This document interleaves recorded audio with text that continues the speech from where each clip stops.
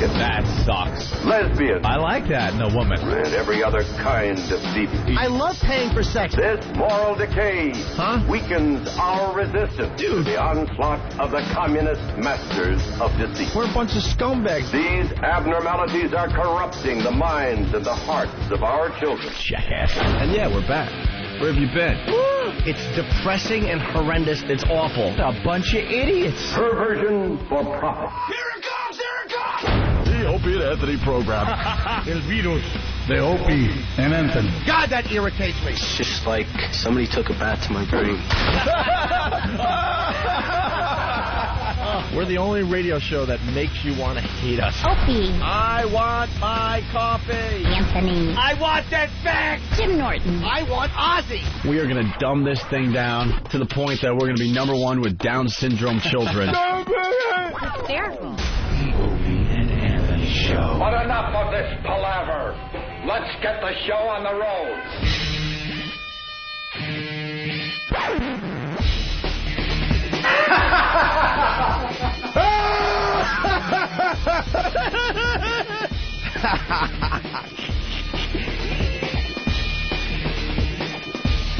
Hey, you little maggot. You make me want to vomit. You're a phony. Hey, this guy's a great big phony. Hey, you're a great big phony. You know that? That's right. You're a big fat phony. God damn it. Are you fucking with me?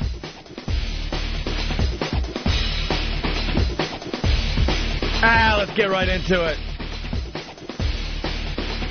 Hello. Good morning. Good morning. You're checking out the One virus spreading across America thanks to XM Satellite Radio. Getting more gooder every day. Just before the mics turned on, Anthony had a little thing.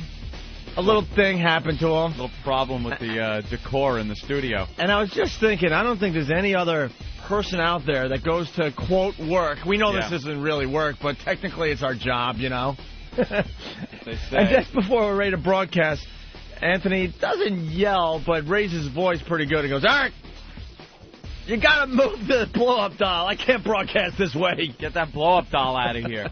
He puts the blow-up doll, it's kind of to my left and a little behind me, but well within my peripheral vision. And I can't have that. I'm trying to talk, and it keeps catching my eye and distracting me, like there's somebody back there. He kind of moved it for some reason, and as he walks away, I'm kind of just reading the paper, and out of the corner of my eye, it starts sliding down the wall. So now it's a blow-up doll that's moving out of the corner of my eye. Can't have it. Who else has this problem when they go to work? I really don't think anybody else has the problem of the blow-up doll distracting them during work. And then he tried to put it on the lesbian couch. But it doesn't sit because it's one of those awful blow-up dolls. It's not even like one of the real dolls, those ones that are really made nicely, that look real. It's that, the big open mouth one with the molded plastic face and then just the beach ball plastic body. Look at that great ass. What? They have a... Oh, my God. They just shoved a banana up its ass. They're shoving stuff up the blow-up doll's butt. Those things are so... You ever see the ads for them in the porno magazines? They show, like, hot illustrations of women. Yeah, just like that. And this is what shows up at your door in a big box. With these big, sharp seams running up her ass crack. Yeah, your neighbor's not suspicious when a huge box ends up on your doorstep with one of these in it. Honestly, has anyone ever used one of those? Has anyone here ever even used one of those? Jimmy? No. Have you used one of those blow-up dolls? No, I never have. I used a jerk sleeve one time. That's as close as I can. A jerk sleeve? Yeah, when I was on the road years ago in Arizona with Dice, they gave me lubricant, and he gave me this thing. It was like a little, like a soft plastic pig that you wrap around your mule and you tug, and he gave me a ring with it, like I put on the bottom of your bag. Yeah, Dice is weird. When we became friends with Dice, he hands his friends like all sorts of sex stuff. Yeah. He gave Anthony and I that lubricant, ultra lube thing. Eros. Eros, right? Best stuff ever. He loves the Eros. Yeah. So he hands it out to all his friends. And we're all naive. We go, what's this, KY? No, not KY. He gives us this stuff, and he's like preaching about it, that it's just wonderful and how awful KY is. And it was pretty slippery. Yeah, it's fantastic. That stuff. And he just goes around and gives jerk sleeves and rings and lubricant to people. But never use one of the blow-up Nah, dolls. never been a fan of toys. I couldn't imagine using that. Because then you'd either have to kill it, like cut it up, or clean it. No, I think you bury it in the backyard. You just bury it? Yeah. Because who's, after you're done, you've shot, who's taking that into the bathroom to clean it out and looking in the mirror at yourself? Yeah, let me clean out the that Greek feature. Let me clean out the ass. We should talk about the silliness of sex to start the show today. Because it's something we talk about from time to time where, you know, you're with your lady and you get into some crazy stuff. Lovely lady. You know, you've had a few. Maybe you're toking up. Yeah. Drinking a little, and you decide to have some of that crazy monkey-type sex where everything seems like a good idea at the time. At the time. And then you both hopefully reach your orgasms. Oh. And then it's cleanup time. Cleanup time. And then you look around the room and realize how silly the whole thing was. Put those away now. Put those vibrators in the vibrator drawer. You have to put the strap-on dildo in the dishwasher. Dildo. Ew, in the dishwasher. You throw the blow-up sheep back in the kids' room with the rest of the toys, hoping they're not going to notice you used it. Various lubricants and creams and flavored items that have now stained your sheets. There's chocolate syrup all over your white sheets. Days later, it's reminding you of the whole thing, embarrassing you when you get into bed. Oh, there's chocolate on the sheets. Oh, your edible panties stained the sheets. They're stuck. They're stuck to the pillow. Great idea at the time, but then you gotta live with yourself. You're all hopped up. You shave each other's pubes, and you're finding pubes in your bed for the next week and a half. Yeah, let's get the razor. Yeah, look, you're all shaved and I'm all shaved. Then for 2 weeks later, you're scratching like you got the mange. Oh, you can't even walk. You're all rash. How awful is that? Yeah, that was a great idea. As you're itching away. Oh, I shaved my pubes one time when I was 15 because my buddy did. He's like, dude, you should try it. So I tried it. I was whacking my bag with a cloth on me for 2 weeks. It was awful. just it hurts. all hurt. It's like needles. Yeah. You get to a point where it's not hair. They are quills growing out of your pubis. They're just stabbing your dick. That's if you got that Italian hair, Anthony. Yeah. I still got a little wisp to I my don't hair, know. thank God. If you're shaved, though, and it's just growing in, Yeah. talking like, you know, you can't even measure it growing in. They're like quills. It hurts. You're trying to walk, and your sack is like just like a Brillo pad between your legs. It hurts your thighs. Can't walk right. Go to take a leak, and you feel all silly. It's like a constant reminder. Oh, what did I do? You look like you're 8 years old. Oh, don't do it. Please, God, don't let me have an accident for a month. I don't want to be in the hospital like this. They bring you in. Get a little 8-year-old. Well, are we okay today? All the nurses laugh at you. Too good, man. Too good. Yeah, those wacky little things that you would... The silliness of sex. Oh, it's a good idea when you're all hopped up, maybe go- a little buzzed. It goes from very erotic to very silly, like that. Real quick. Like that. In one shoot. One shoot of a load. It all becomes very silly. It goes from, you're just grunting and snorting and growling. And then you're, well, I feel pretty stupid now. You both have an orgasm, and it was really erotic, and you're just doing whatever it's going to take, and orgasm's over. You both pop up out of bed, and it looks like you just ate a chocolate sundae. Oh. I feel pretty stupid. Anyway, so we got this blow-up doll. And it's, What is it for? It's wandering around the studio. Sent it? I don't think there's any reason to have a blow-up doll. Like the dildos that we got, you see them all on display now? Yeah. Over there? Those were about a week ago or so. We had a girl in here. Sunset Thomas, I think, it was right? Sunset. And she was willing to do a dildo show. And we had nothing. We didn't have any dildos or anything for her. So now we're stocked up and ready. But the blow-up doll, what's that for? Some guy decides, hey, guys, you want to watch me fuck the blow-up doll? Yeah. Pile on, I'm next. There's no reason for us guys to have a blow-up doll in here. Someone hold the mouth for me. Yeah, let's put her on the rotisserie. Jesus. I'll shove it in that sexy mouth. You put it in her ass. Jimmy, you got the vat. All three of us. Here's our brand new co-host for the Opie and Anthony show. Yeah, there she is. Pass her around. Someone hold her mouth. Let's fuck her mouth. No? That was I listened to that. Oh, my God. What an awkward moment for the old Amster. One thing I don't like about the satellite... Well, I like and hate at the same time about satellite radio. You know, the old days, which isn't that long ago, when we were doing commercial radio, you do a show, it's out there, you have no idea. You might hear it years from the time it aired on the Internet. You have a slight memory that it might have worked, it might not have worked, a certain bit or two. Now, man, with those replays, you catch every single nuance. And the stupid listeners, when they know that we've bombed really bad, they tell everybody else to make sure you listen when Opat eats it bad. Gonna at eat 10:20 on Monday or whatever. Here it comes. I remember my white shorts joke was legendary. Oh, that's the right. White shorts. So that was an NEW, and that was before they were really pointed out, the bombs. And I just ate it. What was the joke?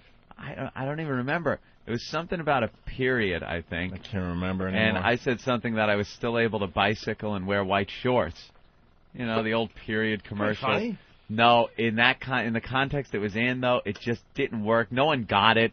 It was just dead silence with me with this stupid grin on my face like I did good. And then I realized, oh, my God, I'm eating my own ass right here. But that's we always talk about, like, that's what you do after a good bomb is you just talk over it like, yeah, and that's what she said. A lot of crazy shit going on, man. You just start talking about something. Man, that's crazy. Yeah, that's... Please don't notice I just ate it. But now we just point it out and point and laugh at the person. Ha, you looked like an ass there. We, at the Cellar last Saturday, because Judah Friedlander's a really funny comedian. He went on the Late Show Saturday, had a good show, but... Hold on. Oh, look at Steve. Steve just slit the throat. He's beheading the blow-up doll. What is wrong with you? Sick bastard. Ooh, that was creepy. Yeah. Hey, can we hang up we got to hang up the face in the studio Hang right up now. the head. Just throw it on the wall. No, it's nice. Over there. No. Over above the lights. Find somewhere else, our cowie. No, just nail it to the wall. Ramon Akbar. Steve. Ramon Akbar. All right. All right. I just want to see how it looks just kind of floating in the middle of a wall. Look at what they can't even put hair on the whole thing. They painted the back of her head yellow like it's supposed to be blonde and then put these bad pigtails on it. That's a good one. Now it's just... I didn't know that the head didn't blow up also because he beheaded it and it still has air in the body. Yeah. So you could fuck the headless body. That's the way I like it. Oh, that is creepy. Steve's putting it up on the wall. I'm sure that'll please the people that walk in here and get offended by it. Guys, our first trophy. Our first trophy. We hope to get a real one. Hang it up. Don't even say that. You know how many truckers listen to this show? Yeah. I know where you could dig What's one in up. the box? Look at pull the bra off that thing. Look at the nipples. Jesus. They use dots of red paint. They look like two red M&Ms stuck on. That is the poorest quality sex toy I've ever seen. And look at the vag. And she's dressed like a cheerleader, everyone. It's Hubba Bubba pink, just hanging out. Ew. You don't know it's been used. Well, let's hope. It's awful. Lick your fingers. All right. It's awful. Are there seams in the vag? Seams along the breast. Where it would just hurt? Ew, yeah, there are. Oh. Really? Good. Happy fucking. All right, well, there you have it. Let's go to the phone and say hi to Flea from cringehumor.net. Flea, what's up? Hey, guys. How's it going this morning? Hi, man. Hey, Flea. I just want to let you guys know, if you saw Monday Night Raw last night, there were a couple of guys in the stands who had Opie and Anthony signs. A guy had a WOW sign, and he had a Monster Rain sign. I heard that. I was getting I Am like crazy. Well, from Eric, matter of fact. I guess Raw. I'm not watching the wrestling these days as much, so maybe Eric could help us out. I did go over to Raw after you told me, and I did see an Opie and Anthony sign. Yeah, they were at Wilkes-Barre, Pennsylvania, and every time they got that side shot of the ring, there was these two guys with big, huge white oak tag signs that just said Opie and Anthony and XM202. Really? And also a Monster Rain sign, right? Oh, I didn't see that one. That's what Yeah, there was a Monster Rain sign in the beginning of the show. That is so cool. Hey, sweetie, I'm sorry. Are they on the message boards at all? The signs? I'm sure we'll get some stills of that or some video of that up on all the websites. Cool. All the websites that we talk about are linked through opieandanthony.com, by the way. Makes it easy for the new listeners. Hey, we should take the blow-up doll body, cut it so maybe Ricky could wear it like a suit and go, oh. I think he'd fit into that. Oh, yeah, get Steve in cut here it again. up the back. Get Steve so to cut it's it like up a little jumpsuit. Oh, my God, and dude. he can put it on and go, would you fuck me? Wouldn't you? I would fuck me. Oh, my God. We got to get pictures of that. Trying to learn from her? You got to cut it up the back. Yeah, trying to learn from her. Yeah, so he could step right into it, okay? He's trying not to cry at first because he's sad because she's sad. Yeah. Because he hasn't heard her well and he's going to cut diamonds into her back. Fuck me. All right, Steve is preparing the blow-up doll. Fuck me. And Ricky or somebody around here is going to wear that as human skin. Steve looks a like human skin suit. Sick hunter. Or as they said in the book, a vest with tits on it. Yeah. That's what Hannibal called A it. vest with tits on it. Let's go to New Jersey, guys. DJ, what's up? Hey, guys. How you doing? Hey. Hello. Up there at Tapioca Tape. How you doing? Hi, DJ. All right. Question for you. You guys see Tony Danza fall on his fucking head yesterday? Yeah, we did see that. I've already that seen clip. I've already seen the video 10 times this morning. Oh, my God. That was great. Did a little racing thing. Is a little wacky talk show. He figured he'd be a little wacky again. They got on go-karts. I guess it was him and Rusty Wallace. Was that Rusty driver. Wallace? Yeah. Huh. And for some reason, Rusty decided to trade a little paint, as they say, in NASCAR with Tony. He was going around a curve, and what you do, you give him a little tap. You know, it makes him a little out of control. He's got to slow down, and Rusty would pass him. But he hit him, I guess, a little harder in the wrong spot, and Tony went sideways and flipped over. They all ran over to him like he was seriously. Oh, my God. All of his crew and everybody came running over to his aid and flipped the car back over, and Tony's just sitting in there. I thought maybe he would have had some head injuries. Yeah. His fat head. Who would know? Hey, Yeah. Here's something for the guys, because we're looking for more, bits for the show today. Get, like, Good Morning America and Today's Show talking about Tony Danza's crash, because I'm sure it's going to be hokey as crap. You think? Or What maybe even channel? local TV, whatever you can find. They might not want Guys, to plug punch it out. the All right. competition. Yeah, a lot of people calling saying they saw the signs on wrestling last night. That's so cool. Hysterical. Another assault on the media. By the way, the white shorts joke, we have a little synopsis here. Ooh. It was during a read for laser vision correction. Opie said, I can swim, I can run, I could play basketball. And Ann said, and I could wear white shorts. I could, bicycle and wear white shorts. Because your read was sounding like a tampon commercial. Oh, okay. And I threw that in, and I thought a clever, funny line. But no one seems to have gotten it and really hung me out to dry. When did they cut our brains out and give them to our listeners? Yeah. They know more about this show than we do, Oh, I know. and we did the show. They absolutely do. They've listened to all the replays. They know what's going on. They know more personal stuff about us than I do. Yeah. Stuff I forgot about years ago. Oh, they'll remind us. Remember, Anthony, that was the third day of kindergarten? Right. Oh, really? Yeah, I remember that. Anthony, you do remember you have a sister named Dawn, right? Yeah. I remember her. I recall. Thanks for reminding me. I couldn't find my keys last week, so I sent out a mass email, and I got a response. They said they're behind the counter. All right, I don't know why they'd be behind the counter. To be honest. we got to take care of some O&A business here really fast. The latest issue of Rolling Stone magazine, they did a whole article on satellite radio. They interviewed Anthony and I. Were you in on this one, Jimmy?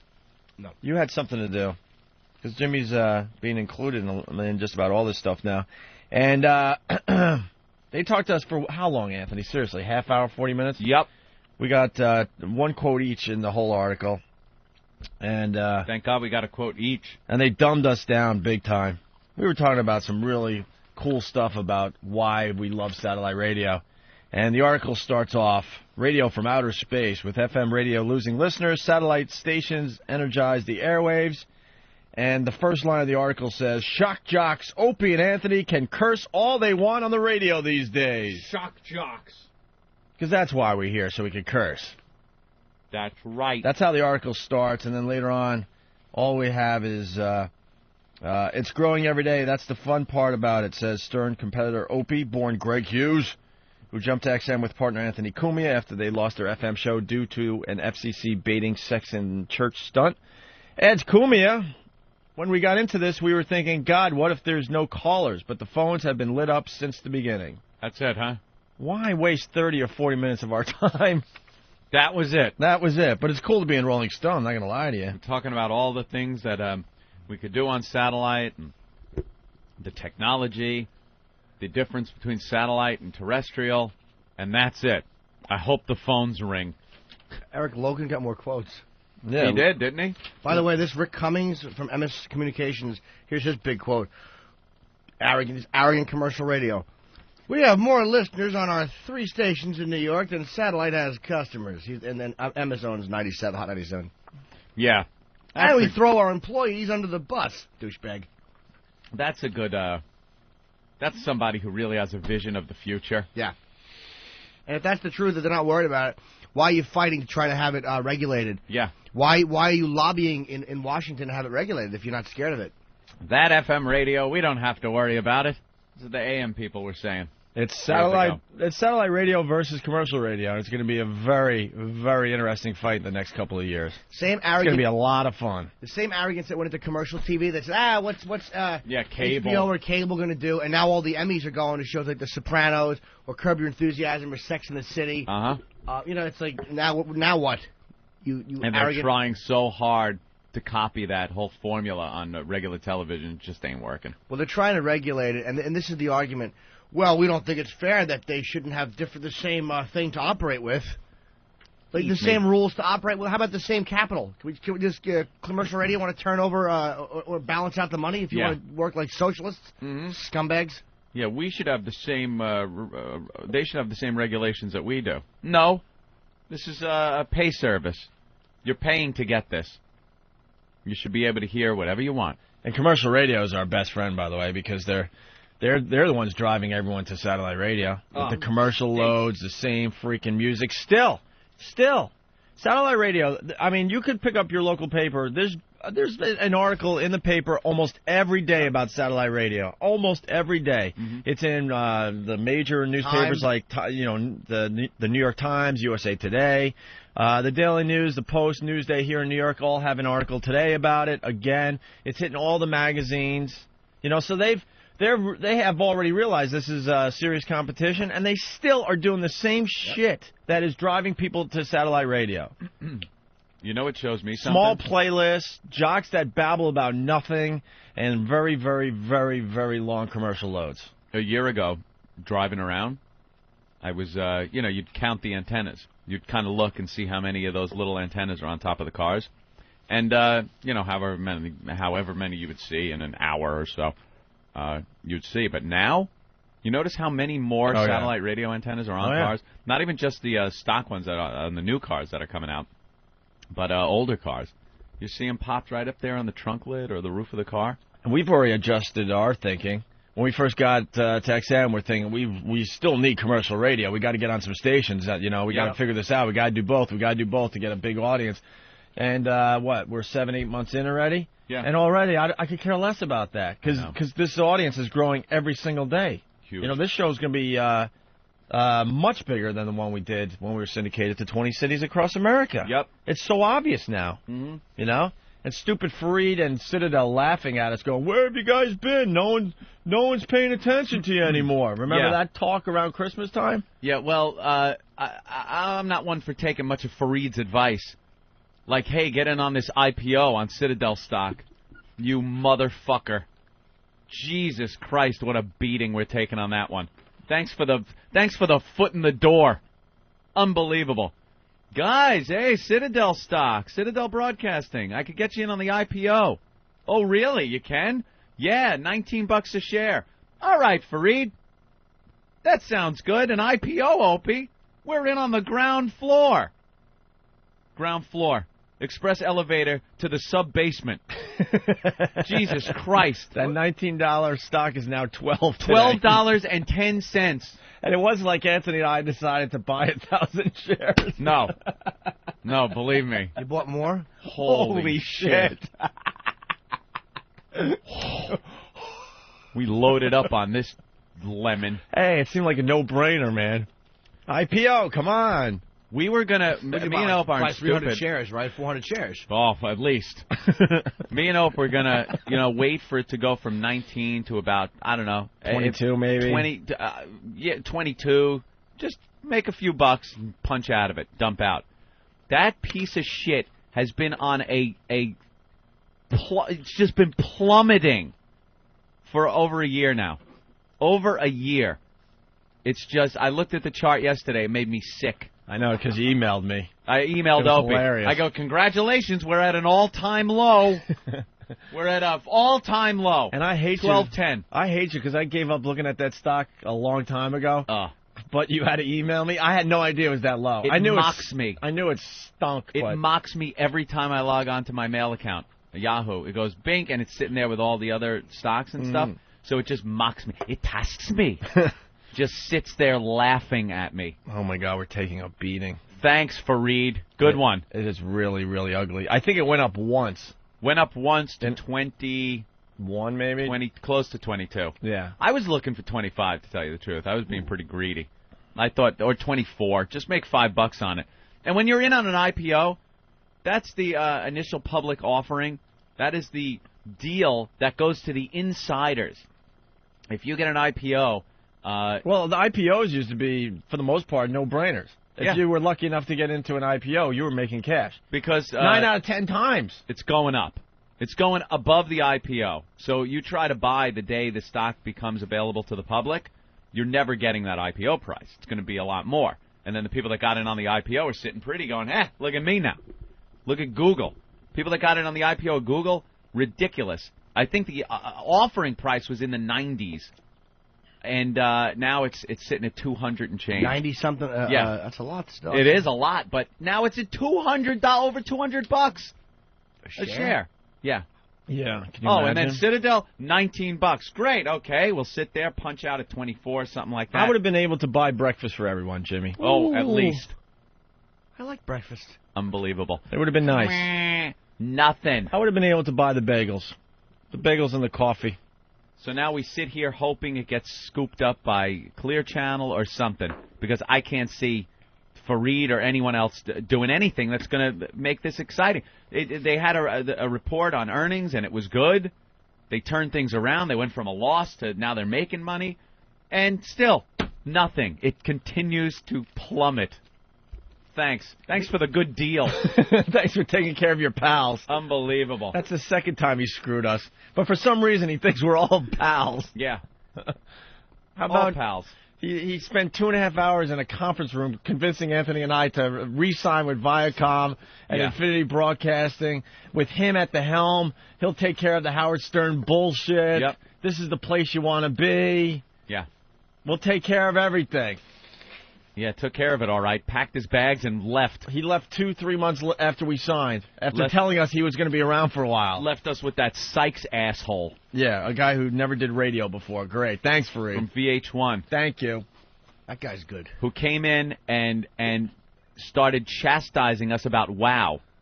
How does this affect families and children in the cars? That was John Sykes' big fucking idea. That was his intro to Opie and Anthony. That was pleased to meet you, going to be right there supporting the program. With this WOW thing, I don't think it's good for families and children on the road. Eat me. That was Fareed leaving. Why do we listen to Fareed? I don't know. Why? I have no idea. We had that sweet deal with Clear Channel just sitting on the table. Just sitting there. But you know, that would have been problems, too. Of course it would have been. Who are you kidding? I know that, but... They're both evil. They're both very evil corporations. And there we were. So then we come here, we hear from Fareed, the IPO. Oh, great idea. Ugh. Really fast because we'll move on. Oh, good. Because we're boring the South, I'm sure. I got to say one with thing, IPO though. talk. They don't know what an IPO is down there. Hold on one second, Jimmy. Okay. Darren from Kentucky, real fast. What's up, Hope? Hey. Man. I worked for a company that was bought out by Marconi, and if you were hired in by a certain date, they give you 1,000 shares in the company. They started at like $20 a share. Last time I checked, they were down to about 92 fucking cents. Wow. All right, cash in. I know what you're going through as far as that shit. It's just completely fucked up. 92 cents. So the piece of paper they gave me was worth 1,000 shares. Roll of toilet paper was worth more now. And you were thinking that's about 20,000 large for you there? I'm like, fuck yeah, I'm cashing in. Yeah. And now it's worth $920. Congratulations. Oh. Yeah, that was like a year ago. Could have been worse. Roll of toilet paper is worth more now. Could have been worse. You could have been working for Enron.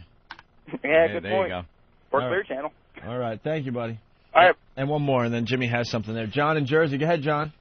Yeah, I was just going to say, why are we listening to Anthony talk about IPOs after I've been listening ever since the NEW days back in 99, 2000. He was getting hammered then. What did he think to change? I did very well until the bubble burst. You did.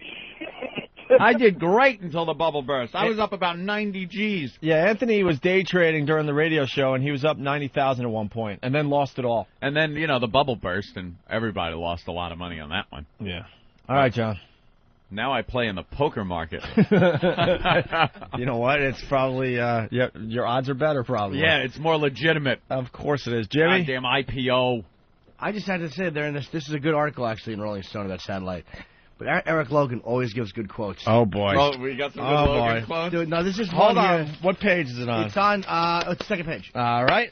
Get out your dittos, everybody.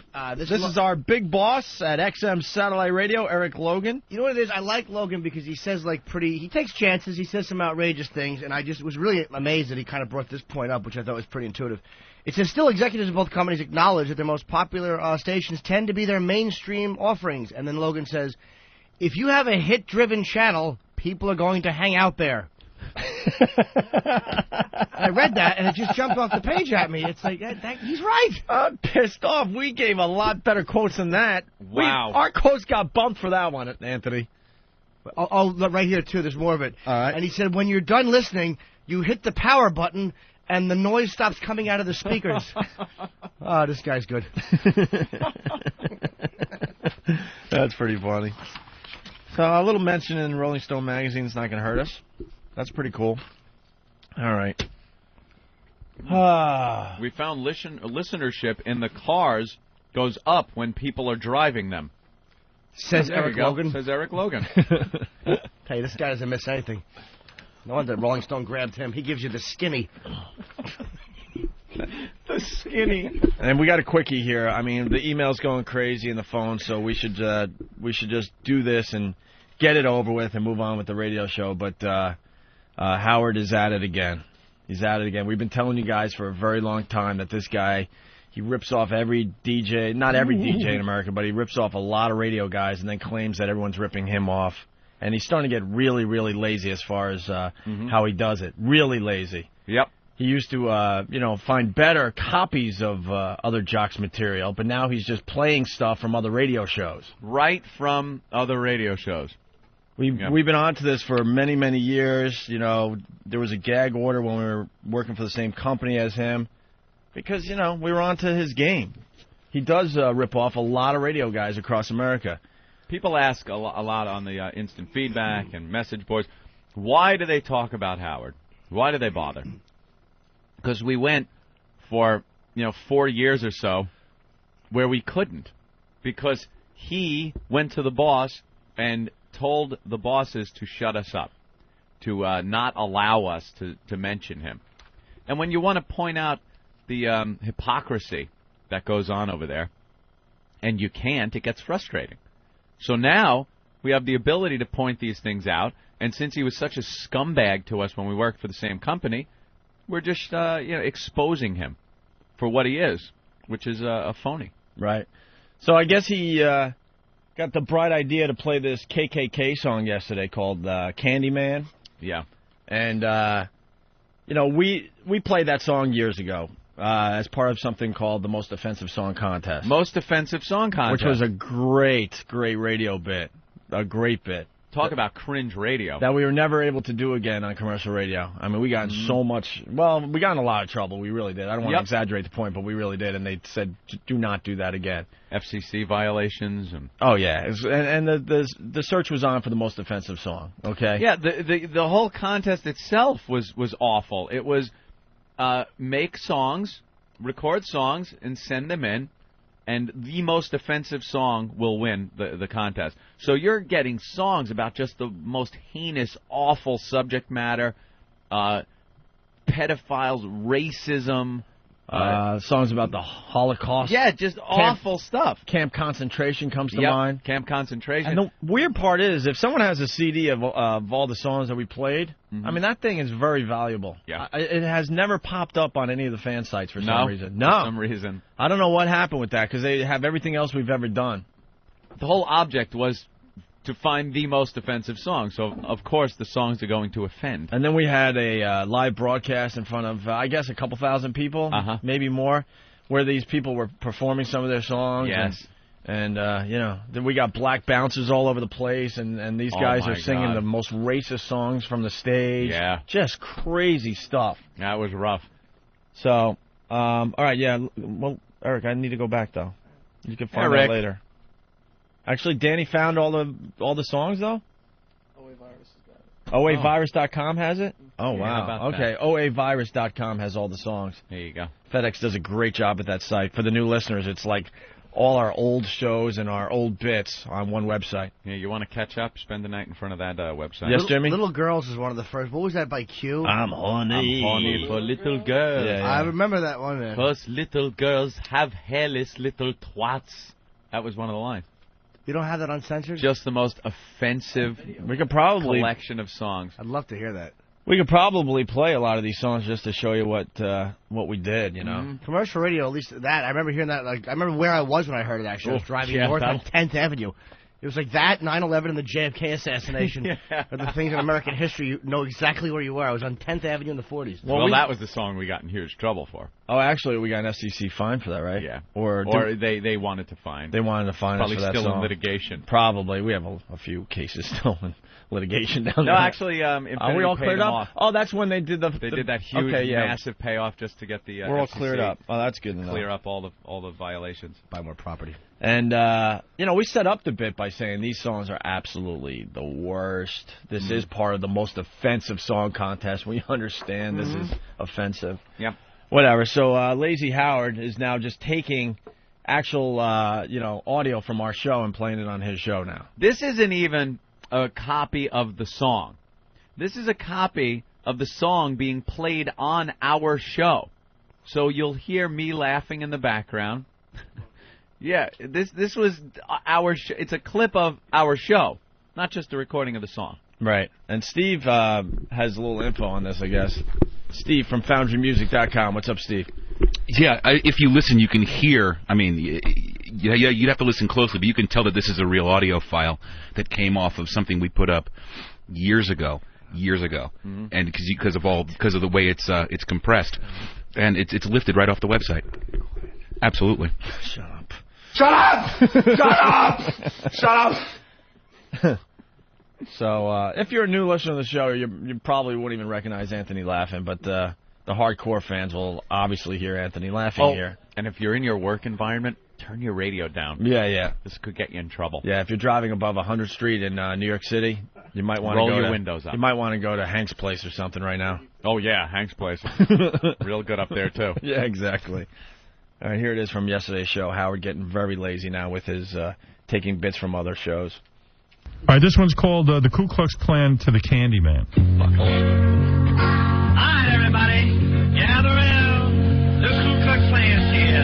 What kind of niggas you want? Burn niggas, hang niggas, nappy-head niggas, concrete niggas, and cement shoes. Anything you want. You come to the right man. The KKK man. Who can take a nigga, hang him from a tree, turn across his lawn and kill his family. Ku Klux Klan can. There you go, Ku Klux Klan. I got the Ku Klux Those aren't Klan. real children, are they? I don't think so. Good job, Howie. Good job. Huh? There you I go. know you could hear the inappropriate bell. Mm-hmm. Because Anthony, when he would get freaked out, would go, "Oh my God," and then ring the inappropriate bell. Inappropriate bell. You could hear it in the background, clear as day. I mean, I could see lifting the song, but Jesus, lifting it right from our show with us in the background. Jeez, man. And then claiming that everyone rips you off. There you go. Done it all. Tell him, Fred. There you go. One for us today, Howie. One for us. And it will continue. Tell him, Fred. All on radio rips me off. All on radio rips me off. All on radio rips me off. All on radio rips me off. So he yells and screams and says that over and over again so he could get away with doing what he did yesterday. Mm-hmm. That's how it works in his mind. All right, and we got to take our first break. Right. And then we'll continue with the Opie and Anthony program. They're not paying attention in there, though. Oh. I just love a drive in the country, laughing with Opie and Anthony. That plane is flying awfully low, don't you think, Ramon?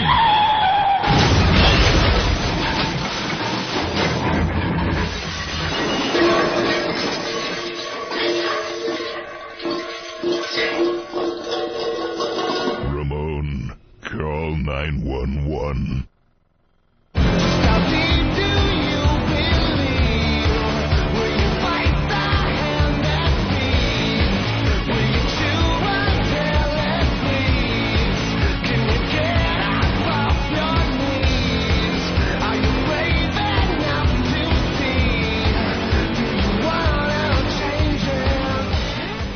All right, you're checking out the ONA virus spreading across America. Thanks for checking us out, guys. Greatly appreciate it.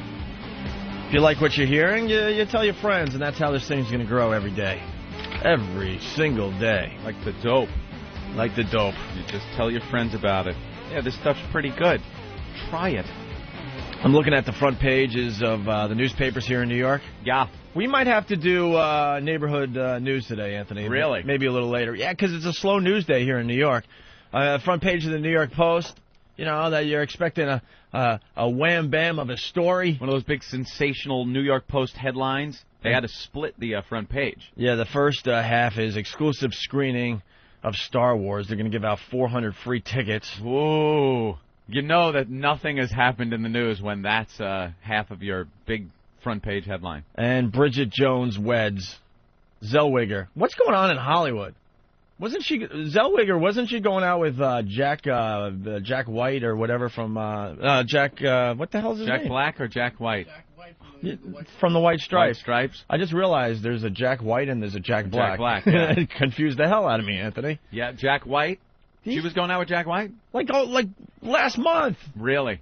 Well, she just met this country guy, and they just came out public at the end of April, and boom, they're married. I'm starting to get the feeling that they don't really take their relationships seriously in Hollywood. Whoa! I don't want to get I don't want to get outrageous here, but you stop that. Said Eric Logan of XM Satellite Radio. Renee Zellweger was going out with Jack White. It seemed like yesterday. Well, now she's married to some country guy.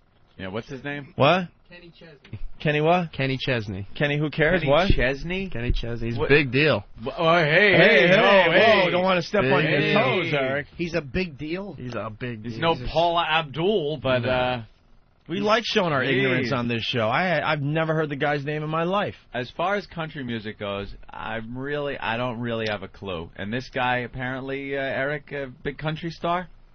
And he's been admiring her from afar for many years, and I guess they dated like 2 weeks, and now they're married. Well, Opie, he's been admiring her from afar for a few years, and he wrote a song that was inspired by her.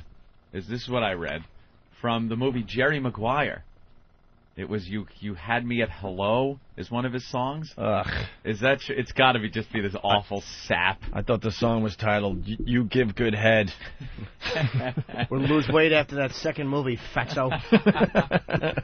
Yeah, stop gaining weight and losing weight and gaining weight and losing weight. Oh my God, how did you lose all the weight after the movie? Shut up. If I had a personal trainer. Yeah. Oh. Is this the "You Had Me at Hello"? This is a real song? This is the one that was inspired by her a few years ago, and And now he's married to her. Dream come true, Opie. They Guy sure admired. do, Anthony. They sure Myers do. are One word, that's all you said. He's a good singer. Something in your voice caused me to turn my head. Stop whining. Your smile It all starts this way, doesn't it, Anthony? just captured You find that special person. You have a song you together. were in my future, far as I could see. You're having sex all over the apartment. And I don't know how All day and all night. There you go. Your work is suffering because you, quite frankly, aren't sleeping anymore. You're having so much sex. Just giving up. If I always Here it comes. had me from hello, I felt love start to grow. The moment that I looked into your eyes, you want me. It was over from the start. You completely stole my heart. Now you won't let go. I never even had a chance, you know. You had me from hello. Hi. It says hello there, not hi. Hi. It says Arnold hello. Would have been funny if he said hello. Hi. It says hi. Inside, No, I can hear a better one. I built a wall so high around my heart, thought I'd never fall. Then the sex gets a little boring. So you spice it up with some queefing and laughing, Anthony. It's kind of makes me think you were more. Scattered on the ground, and I swore to me I wasn't gonna love again. The last time was the Stop last tweeting, time little one. I let someone in but you. Wow, this is going to be a huge hit, huh? I think it's old. Yeah, 99. I don't know. You know what's psychotic about this? He liked her for years. Yeah. Kind of gives you hope as a guy if you're a country singer and a millionaire. And, Right. And they met in January and began dating at the end of last month. That's what I'm saying. Now they're married. Just a few weeks ago. They don't take their relationship seriously in Hollywood. And then people go, how long do you think it'll last? And people, don't say that. Why? The Hollywood track record? Have you seen it? Especially these marriages that go after a month of going out. And then the other one is like Bennifer. Oh God! I thought Ben Jennifer Affleck and Jennifer Lopez were still going out because that seems just like yesterday, doesn't it? Yes. Well, now she's married to that Mark Anthony guy, and now Ben Affleck has knocked up Jennifer Garner. Yeah. And what happened to the love that was there? Oh, that's gone now. That was old love. Old love? What? 6 months ago? Yeah, that's old love. Wasn't Jennifer Lopez sitting at Fenway during the playoffs? That was a mere 5-6 months ago. I don't remember. And then they break up, and then she runs and gets married right away, and then he goes and bangs up Jennifer Garner. They just seem needy. Yeah. You know? They're a little needy. These are people that can't really go out maybe to a local hangout or other places to meet people. The only people they meet are really other showbiz people. Yep. And they're very needy. So they hook up, and when it's a good thing, they're like, oh, my God, this is it. Because they can't imagine having to then go through the whole searching process and casting with other people and banging them. And so they get married. It's ridiculous. Well, it's hard, you try to live like a normal life, and you have all these Yeah, people Jim, around. how is that? Well, I'm just saying that you meet celebs, and that's just what you do. You kind of intermingle. Mm-hmm. How do you ask one for a date? Do you put your hand on their arm and go, Bob? Renee? Renee? And then here's a really fast one. We were supposed to talk about this yesterday. Bill Clinton puts the moves on Brendan Fraser's wife. What was that? What was that about, Anthony? They were doing some kind of fundraiser, and Brendan Fraser and his wife walk in, and Secret Service is there searching everybody. And apparently Brendan Fraser's wife is a very hot, buxom blonde type, And Clinton looks over and sees Secret Service, like, patting him down and trying to search him, and kind of waved him off, like, oh, no, don't you worry about it. You send them over here. And the wife walks up, and he just starts picking up on Brendan Fraser's wife, giving her the smooth Clinton lines. A few times Brendan Fraser said he looked over, because it was something like Clinton asked the Secret Service to send her over, but they were still kind of searching Brendan Fraser, which would really piss me off. Oh, well, they're in cahoots together. Of course. Clinton's like, you get her over here. And you keep the guy occupied. you take your time with him. Keep him occupied. So our face was turning red a few times because he was complimenting her and putting the smooth Clinton moves on the chick. Could you imagine what's going on inside? Brendan Fraser's He's like, I'm Brendan Fraser. I do this. He's going through. I do this. He's going through the metal detectors over and over again, and he sees his wife over there getting closer and closer with Clinton. Mr. Fraser, could you walk back through? Like nothing. There's some guy hitting a button underneath to make it beep. Right. Did you empty your pockets out? Take your shoes off. Take your socks off. Oh, no, you're going to have to remove that belt. Clinton's got his arm around his wife, walking her away into a closed room. He's being brought behind a curtain, and his belt's being undone for a real cavity search. Because you can't just bolt from the Secret Service guys. Yeah. Hey, that's my wife over there with the president. You know, the one that's getting felt up right now? Yeah. Can we hurry it up? Puts his arm around, and then before he closes the door, he kind of peeks over at him and goes, hey, how you doing? Yeah, you'll be in here soon. Don't worry.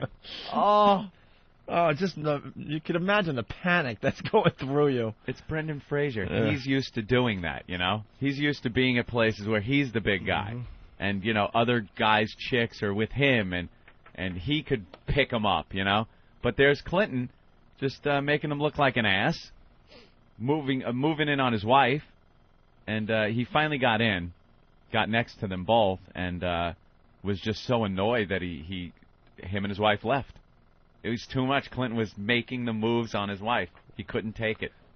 Well, what do you do? Like Clinton, I mean, you don't trump Clinton as far as getting laid. Even Tom Cruise. Even if Clinton is hitting on your wife, you're in trouble. You're in deep trouble. He's a handsome ex-leader of the free world. He's got the power base thing going, especially then. He was still president. This is like a while back. Oh, I thought this was recently. No, this is a while back. He was just telling the story of what happened. Brendan Fraser should shut his face in mediocre films. You think that would be something he should shut up about, though? Absolutely. You should have grabbed her hair and forced it into his lap. It's the guy that might protect us. Unzip his fly for him? Yeah. Go ahead.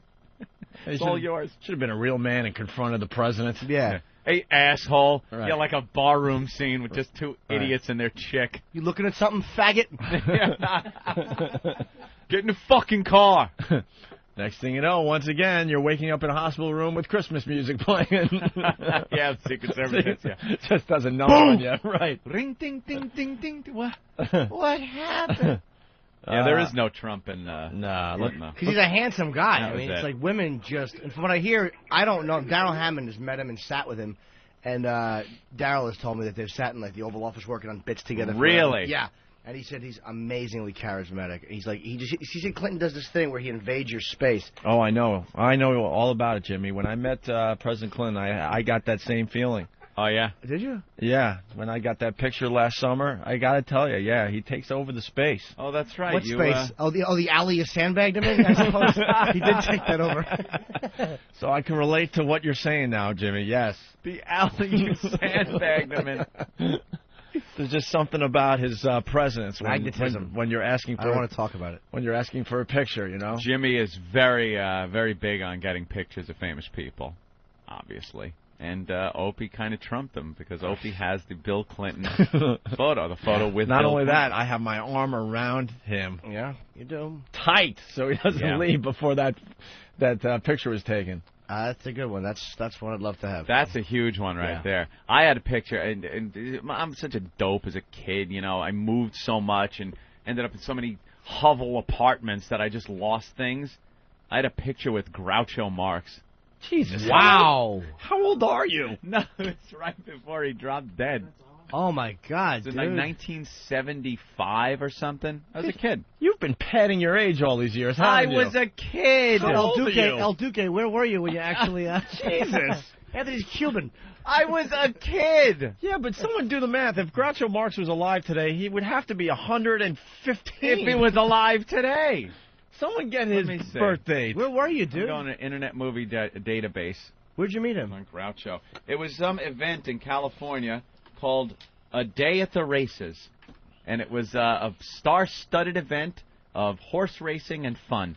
And you saw the photo?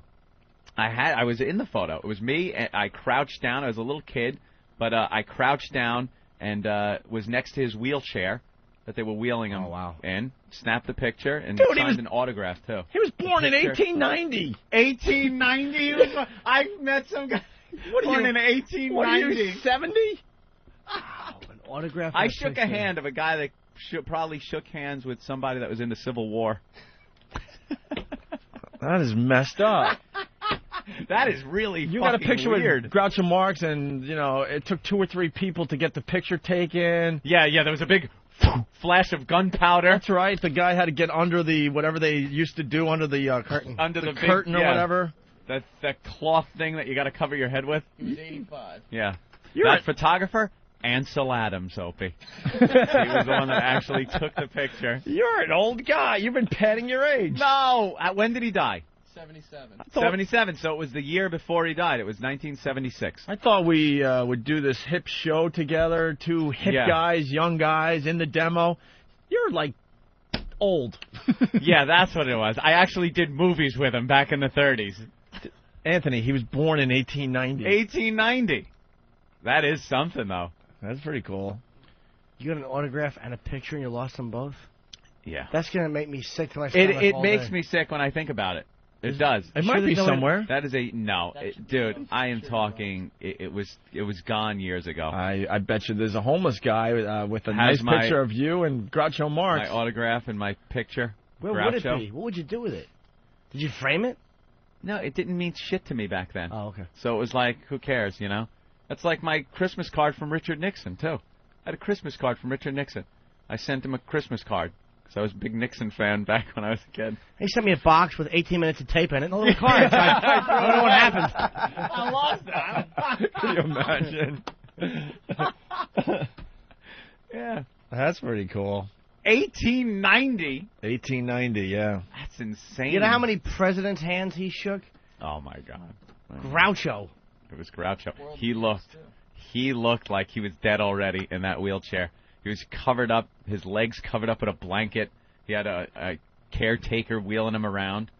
And he would just, they kind of put paper in front of him, and he signed it. Groucho. Took the picture with a Polaroid camera. One of the funniest men ever. Yeah. I mean, he's right up there with the guys from Yes Dear and a few other things I've seen. Let's say hi to Rick in Minnesota. Rick? How's it going? How are you, buddy? Not too shabby. How you doing there, Sweet Bang? Fine, but don't ever say shabby again, sir. It's 2005. Shabby. I had some wacky radio, but they just got down with this bit, but they're coming up with the sports. They talked to a local news anchor, sports anchor at the. And they always rip on him, and he always comes back with good rips back at them. All right. That was kind of funny. All right. Well, this call's useless then. I'm no, sorry. No, but I wanted to know what they say to each other. I don't know. Anything and everything. Well, like will the anchor say something? God, shut up, Jimmy. Shut up! Wait. Shut up! Does the anchor say it first, or does the weather fella? Rob on Long Island. What's up? Hey, what's going on, you fancy people? Hey. How you doing today? Hi. Fancy. Yeah, Opie, did you realize that Anthony has one picture that beats your Clinton picture? He's got a picture with FDR. You didn't know that? FDR, shut up. The listeners are taking over, Anthony. I do not have a picture with FDR. This is never good when the listeners decide to take over. Seth in Boston. What's up, Seth? Hey, guys. Hey, Anthony, have you ever mentioned that you were an extra in the Little Rascals back in the 30s? Little Rascals. Shut up. I was not. It was 1976. I met Groucho Marx. It just doesn't look good, Anthony, that you have a picture with a guy. Diane Carroll was there. Artie Johnson from Ronan Martin's Laugh-In. Wow. He was there. Alice Cooper was there. Alice Cooper. Who's she? Who was that chick? And who was changing his diapers while you were getting the picture taken with Groucho? With Groucho? No, he had handlers. He had peeps. Yeah, look, see, that kind of looks like he looked. Even Hello. older, though. Dragon Wagon, what's up? Oh, I just had a little bone to pick. I got rid of my ex-film. Dragon Wagon, can I tell you something? You know your 15 minutes is up. You did great for us. We had a lot of fun at your expense. Thank you. But I goodbye. No. Done. Oh, that annoys the hell out of him right there. He's done. He thought he was going to be a big star on the Opie and Anthony They know program. who I'm the Dragon Wagon. You know that. I wonder if he's like a fan of the show or if he's Of course just he is. trying to be like the edgy guy. Well, now he's going to have to, let us know if he's a fan of the show because he's done. Done. Mm-hmm. I got a bone for her. Eric, what's up? Hey, guys. I was just wondering why nobody else has figured out that Anthony's actually a vampire. I'm a vampire. Well, you got me now. All right, I'm punching out. I hate mornings. Just I'm a night person. Just a little weird, Anthony, that's all. It is weird when you put it in that kind of context of a guy that was born in 1890. Mm-hmm. 1890 to have met him. He's there. He Civil War people that had fought in the Civil War could have My dad had known him. My dad had old home movies when he was a kid and stuff where he had a grandfather, around a Christmas tree with his brothers or whatever. Mm-hmm. And you start doing the math going, those people were born like in 1860 or something. And they're on film with my dad. Yeah. And now we're, up to the year 2005. So, just a couple generations removed from these guys that were born in 1860 or whatever it was. How about if That's Groucho, crazy. That's when Lincoln was around. How about if Groucho was held as a child by somebody that was 90 years old? Then you're talking 1700s. Then I had contact with one person who may have had contact with somebody from the 1700s. That really is fucked up. That's true. But how about if you died when you were 7, and then that would have been the end of the little lineage? Then it's just gone. 1700s, though. But, Grouch, I don't think anyone was 90 years old in 1860. They had plenty of them old codgers back then. They all died young. They had a cold. They were finished. Powdered wigs. Dead. He's got the typhus. She died of consumption. What kind of diseases was that? I got a touch of the vapors. What is consumption, Anthony? Consumption? Yeah. The tuberculosis? I don't know. I think the consumption was tuberculosis. Oh, okay. Check that out. All right.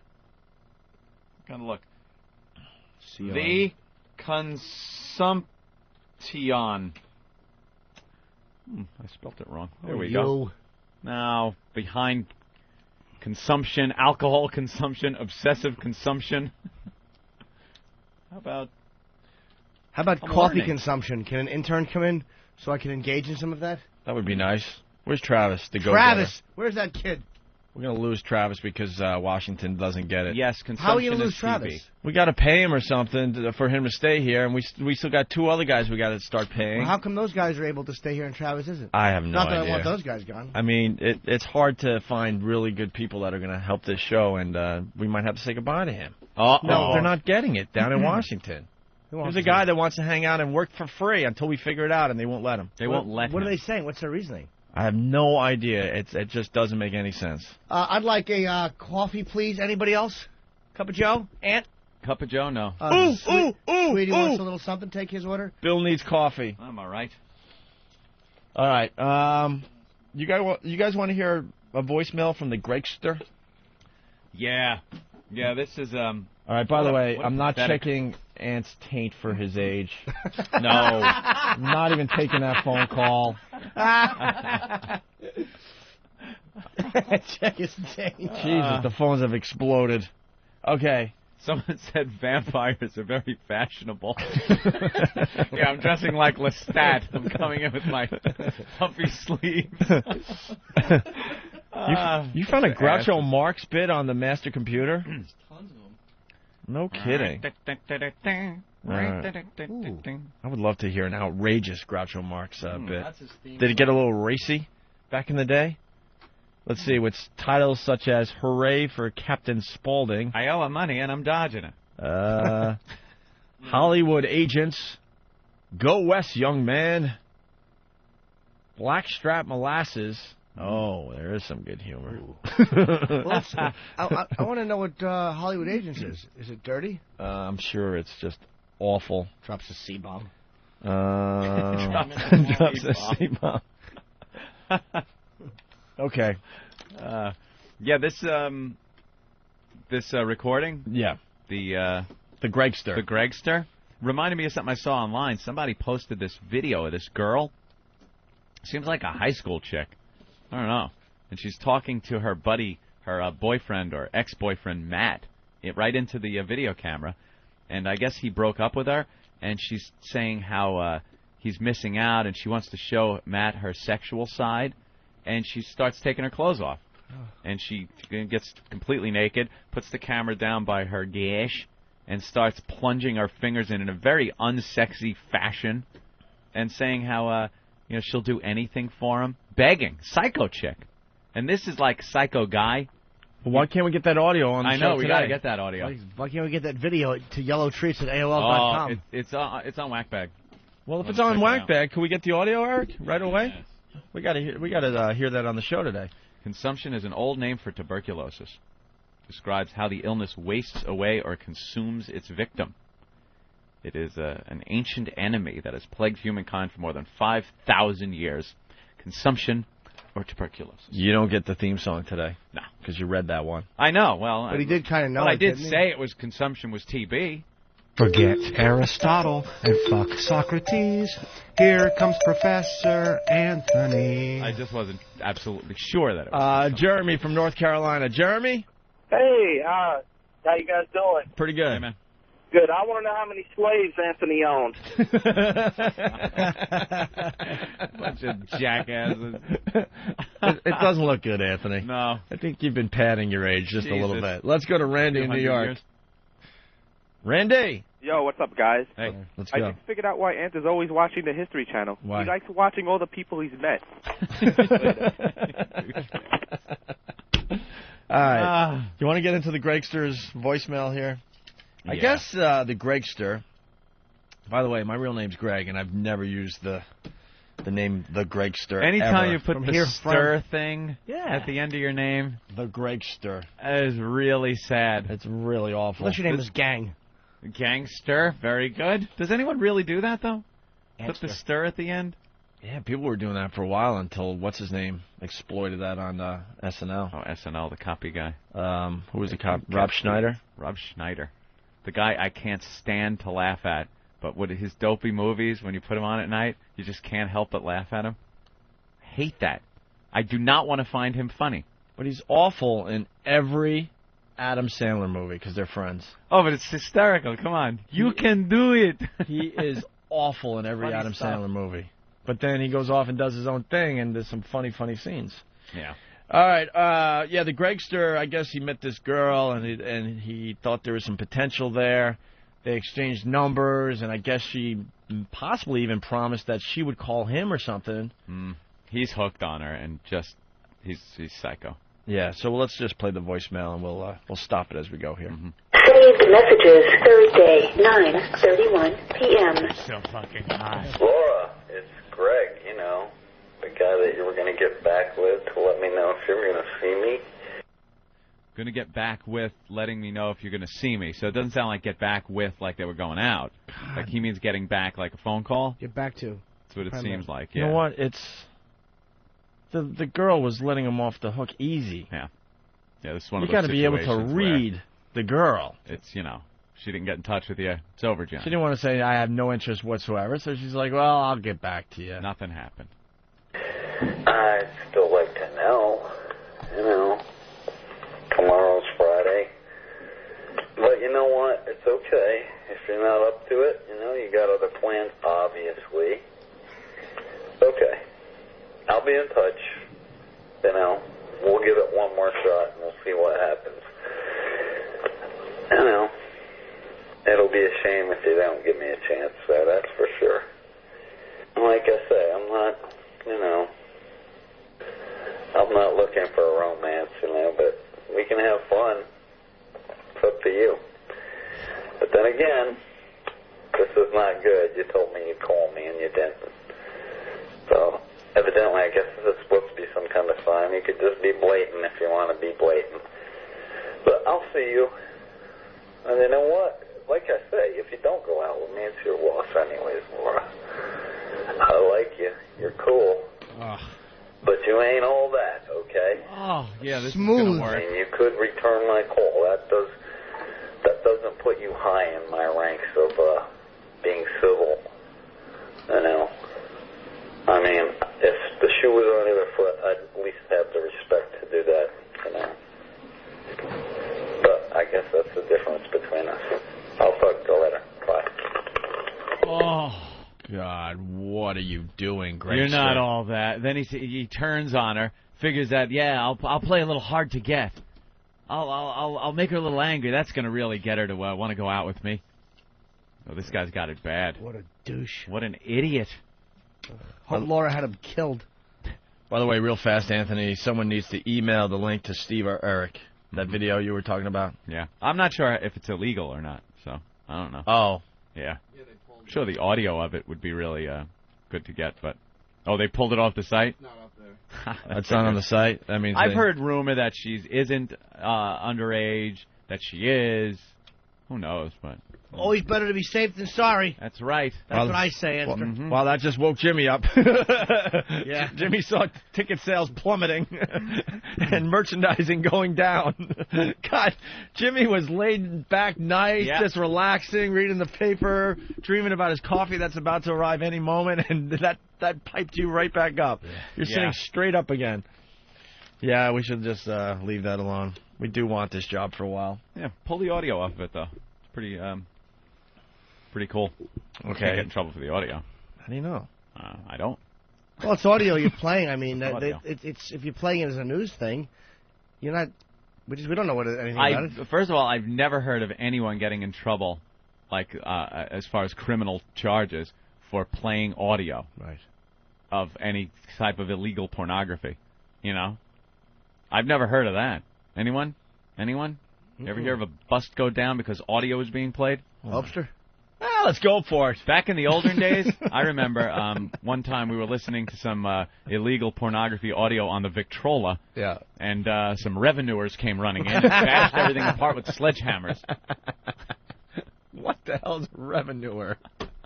I don't know, just something they did in black and white times. The tax man shows up with a hat and a suit. They hit our still with an axe and left us broke. All we had was the whiskey left in the bathtub. All right, well, the Gregster left another message on this girl's voicemail. Another message? Yeah, Gregster wasn't done. He's very desperate. Saved message Thursday, 9:38 p.m. Yes, it's Greg again, Laura. It'd be nice if you'd call and at least let me know if we're on for tomorrow or not. I'd appreciate it. You know, that's just not right, man. You know, at least you kick it with me, we have a good conversation and everything, and then you just are totally irresponsible. I don't care what you're doing right now. And you know what? I'm sure. I'm going to blow my own horn again, but you know what? I'm sure I'm better than what you're dating, so... Hey, you're lost again, okay? You could have had at least the dignity and the respect and courtesy to call me tonight. Oh, I'll get back with you in a few days. Instead, you take a coward's way out if you don't want to see me. Hey, believe me, I'm not in the mall that often, but I can forget where you worked there real easy. You know, if that's what you want, that's not a problem. I thought you were at least a civil chick, you know. I thought you were a decent person at least. But I guess impressions, no matter how conclusive they are, they can be wrong, obviously. I mean, but like I say, you ain't all that, girl.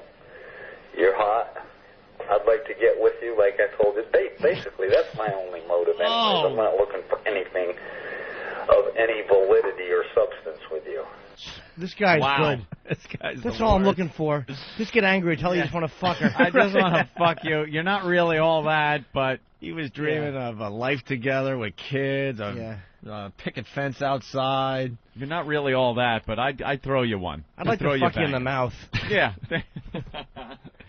Well, it seems he met her at the mall. I guess she works at the mall, and So she I had guess no they had a little choice. conversation. She had no choice. She had to talk to him. Yeah. Hey, I'm she was Greg. Probably behind the counter at the Gap or something. Yeah. Hi, they call me the Gregster. I'm Greg. Hey, what do you say me and you maybe go out one night? Oh, okay. All right, look, I'm going to give you my card. Here's my number. Give me a call. All right, I'll do that. Great, thanks. And then he leaves. Well, he had to get her number. Wow, you know So what? they I'm exchange numbers. Darn it, Don beat me to it. I was just thinking this. Go ahead, Don. Donster. Yeah, What's up, Donster? it sounds like Simone from Fast Times has lost his mojo in the bizarre world. It does have a little Damone to it. Hey, Debbie. He's got that dumb Isn't silly this accent. great? Doesn't matter if she comes, stays, lays, or prays. Your toes are still tapping.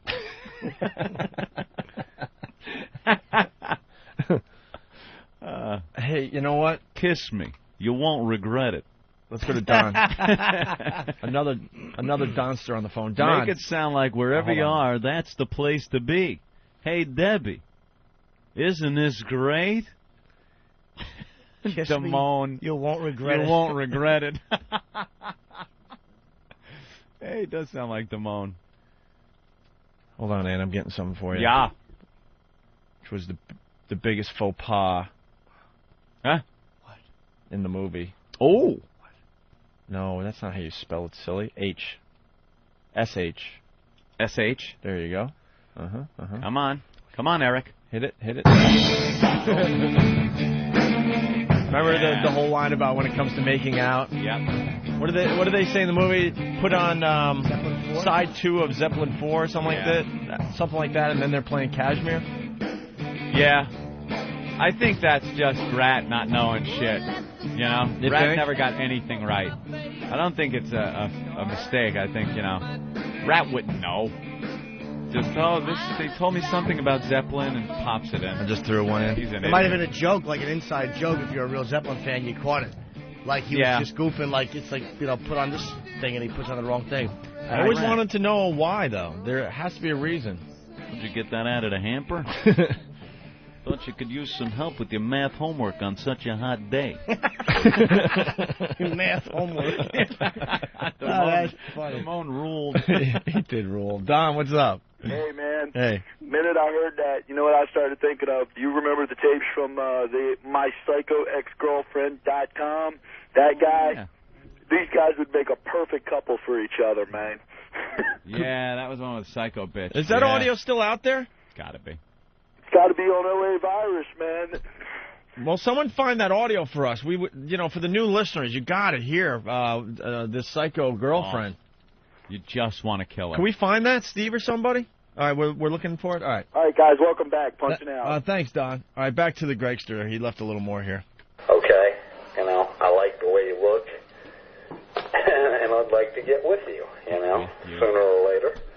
And maybe that scares you, I don't know. Hey, but you know what? I don't care. Because I'm Greg. I'm the Gregster, you know, so you ain't hurting me. It's just your loss. That's the way I look at it. There it is. Her loss. And you'll see anyways. In time, you'll realize that. You won't be the first girl who's made that mistake.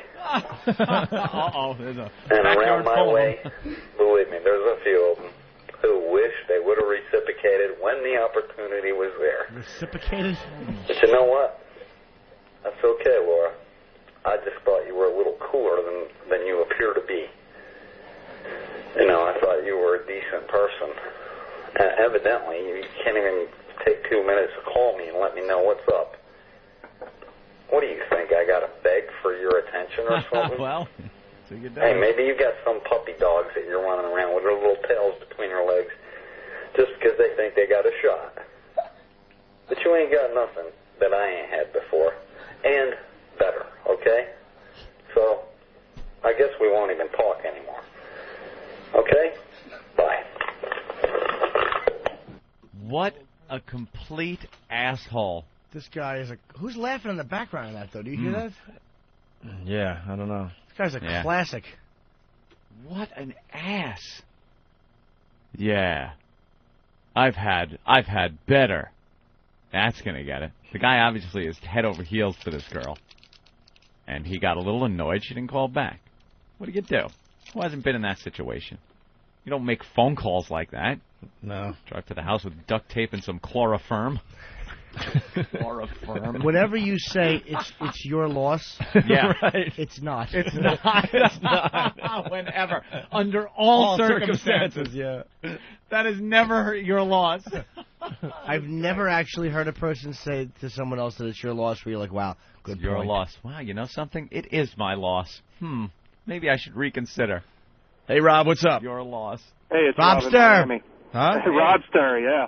Hey, the whole Led Zeppelin Fast Times thing, Yeah. what I heard is they couldn't get the rights until the last second, and they thought they were going to get rights to Led Zeppelin 4, but that was the only song they could get rights to. Led Zeppelin didn't release rights until the Almost Famous soundtrack with Cameron Crowe. Oh. Yeah. That's Just pretty a little interesting. information. Yeah, punching out. But how, dude? Do we have Robert Plant on Letterman last night? Was it on Letterman? No? You guys didn't like it? Robert Plant. Who's got pictures with Robert Plant? I got Robert Plant, too, Anthony. Well, you know, it's funny. It was like I got a photo with him, of course, like a really affectionate picture. Yeah. But it was fun. We just got to sit there and watch him jam for like one song or two songs. Yeah. Free from where we are to you is how close he was That's singing. it. Yeah. Just being open a room. It was incredible. His big giant head right there. We're just bobbing along, hoping that we don't make eye contact with him. Looking down at the floor because we thought like we were going to get kicked out at any second. Course. Don't look, don't gaze upon him. That was a moment. I couldn't believe we were just sitting there. Anthony, not even 10 feet. I mean, right there. There was no one between us and Legend. Plant. And I'm true legend. I'm thinking we have to get kicked out of this situation. Yeah. Who are we to be sitting right next to Robert Plant as he's practicing, you know, a new song from his new CD, which by the way is getting rave reviews. Is it? Yeah, the new disc is getting rave reviews. So haven't heard it. Huh? Haven't heard It's pretty cool. Actually, he what's- performed a song on Letterman last night. We might be able to give. What XM channel is it played on? It's not that good. No, but they're pulling it. What XM channel plays the new Robert Plant? Well, that's the problem with it. Not the problem with XM. It's the cool thing about XM. It's probably on a bunch of the stations. Oh, really? Oh, yeah. I don't know which ones offhand. Well, Eric Logan said in an interview that if someone's a Robert Plant fan and they play a Robert Plant song, that person will probably listen to it. I don't want to misquote him, but it was something like that. Something like that. Yeah, what a wasted time when quotes like that end up in an article. But, dude, it was like, I had never thought of that. I'm like, I wasn't too sure what happens if you have like a station that plays all the hits. I'm like, well, they're hits, the people love them, so when they hear that station, they probably turn away. Yeah. But he comes out, he says the complete opposite, and I like read his point. I'm like, you know what? He might have a valid point there. Sue, what's up? Eloster. Hey. Hey. Suster. Hi. Cameron Crowe says on the commentary for Almost Famous that it's his screw-up. He's like, yeah, it's my big faux pas from Fast Times that I screwed up on the Zeppelin thing. Why does he say that on the commentary for Almost Famous? I'm not really sure what, I can't exactly remember the reference, but they were talking about music. They were talking about getting bits. Maybe they were talking specifically at the time about Elton John, if I remember correctly, because they... Well, you know, the commentary on... thing. The commentary on a lot of these, DVDs, they go all over the place. So Yeah. they probably off the cuff, it someone just asked him wandered. about it. And he was talking about how he's like, yeah, it's my big screw up, the music guy, and I screwed up. Huh. But how did he screw up? Everyone knows that that song's not off Zeppelin 4. I guess he didn't in the moment. Interesting. All right. So. Thank you, Sue. Anyway, Bye. take care. All right. We should take a break. Mm-hmm. Ooh, that's a good hot cup of Joe. I'll say. I only drink Starbucks. That's interesting. Mm-hmm. Let's do 20 minutes on that. No, 20 minutes. That's just Jimster. Like sands through the hourglass, so is the O&A virus. Long Island is very nice. Getting into it back and forth from the city is a pain in the ass unless you do it when it's still dark out. But Long Island's very pleasant. How do you guys? I drove one time out there, and I just wanted to cut my own throat on the LA. I understand the driving part, but the pleasure of living. Do you know what a weekend is like out on Long Island? It's wonderful. Birds are tweeting. I look out my window. Do you know what we got at the house, Opie? Oh, my God. We got What the hell is happening to you? I don't even... little bird feeder. And we stuck it on the back window. And the little cardinals and birds tweet, and they grab little sunflower seeds.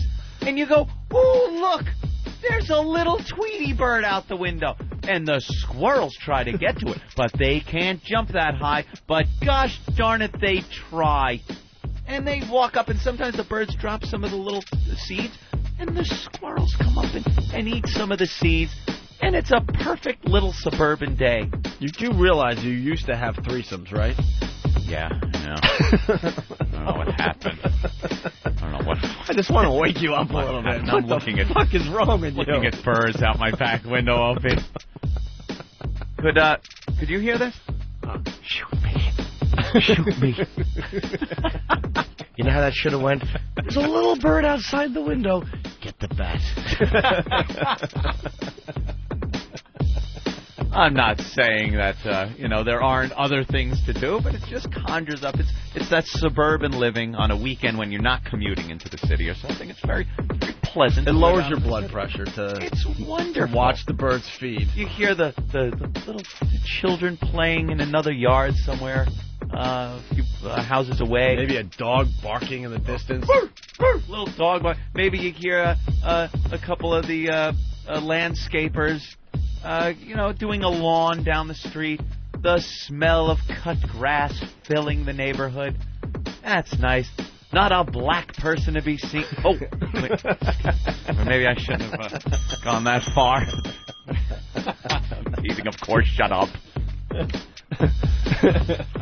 Oh, my It's God. suburban living, Opie. Maybe a little ice cream It's the truck. country. Oh, the ice cream truck is coming down the street. And there's the little kid. Stop! That's the wonder of suburban living, Opie. Out far from the city. Oh, close enough to work. But on the weekends, you just want to remove yourself from, may I say, the hustle and bustle of city life and just sit there. Maybe I'm sitting on my back deck. Honey, could you get me an ice-cold iced tea? And then I kick back and watch the birds. Watch the children bicycle down the street. Watch everyone of the same race, creed, and color enjoying country life. Perhaps you can light up a Lucky Strike cigarette. It's the wonders of suburban living, Jimmy. That's why I live out on Long Island. The commute, sure, that's a bad thing. But it's the weekends I look forward to. The sights and smells of wonderful country living. That's why I do it. Yeah. Opie and Anthony, the virus is spreading. So be it. Spread no more. Let the killer pieces. You prepare for war.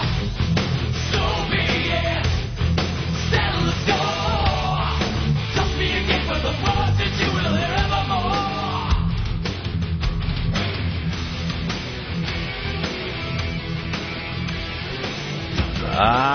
We're back with the Opie and Anthony program. Oh, Jimmy. Ben is, what happened, Ben? I'm God excited damn to it. see the Rolling Stones today. I'm happy. Oh, You haven't farted in a while. yeah. Thank God. Now we... Well, it's nothing. It's a dud, too. Yeah, I don't smell anything. Well, Nothing. Ben It's all doesn't bark, seem no to say bite. it's a dud. Trust me. Yeah, it's not. It's a poodle yap. What was I going to say? Oh, yeah, we are going to the Rolling Stones press Yes. conference today. That's going to be really cool. At least you guys are. I'm still working on you, Jim. I'm Yeah, not. We're trying to get you in there. I have to sit with one of my financial guys at home. How rich are you? How old are you and how rich are you? I'm just trying to hold on to some of it. Hold on to some of it. It's a constant battle. You're like standing there and there's hands coming in and you're trying to beat them away. Now. Just beat them away. That's what happens when you have big shots, folks. Big shots. All right, here we go. This is Robert Plant on Letterman last night. Just a taste. Because the CD's getting big reviews, Anthony. Big reviews. All right, I'll give a listen. And he was Open mind. performing, Shine It All Around? This is supposed to be the breakout hit off the CD.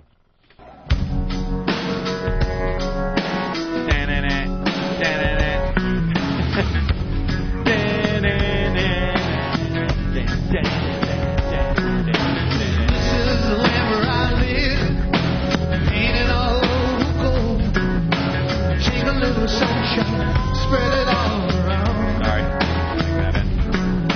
And this is the love that I give, and these are the arms for the whole. Gotta wait for it to kick in. Turn on your love light, shine it all around. Oh, turn on your love light, shine it all around. Turn on your heart light.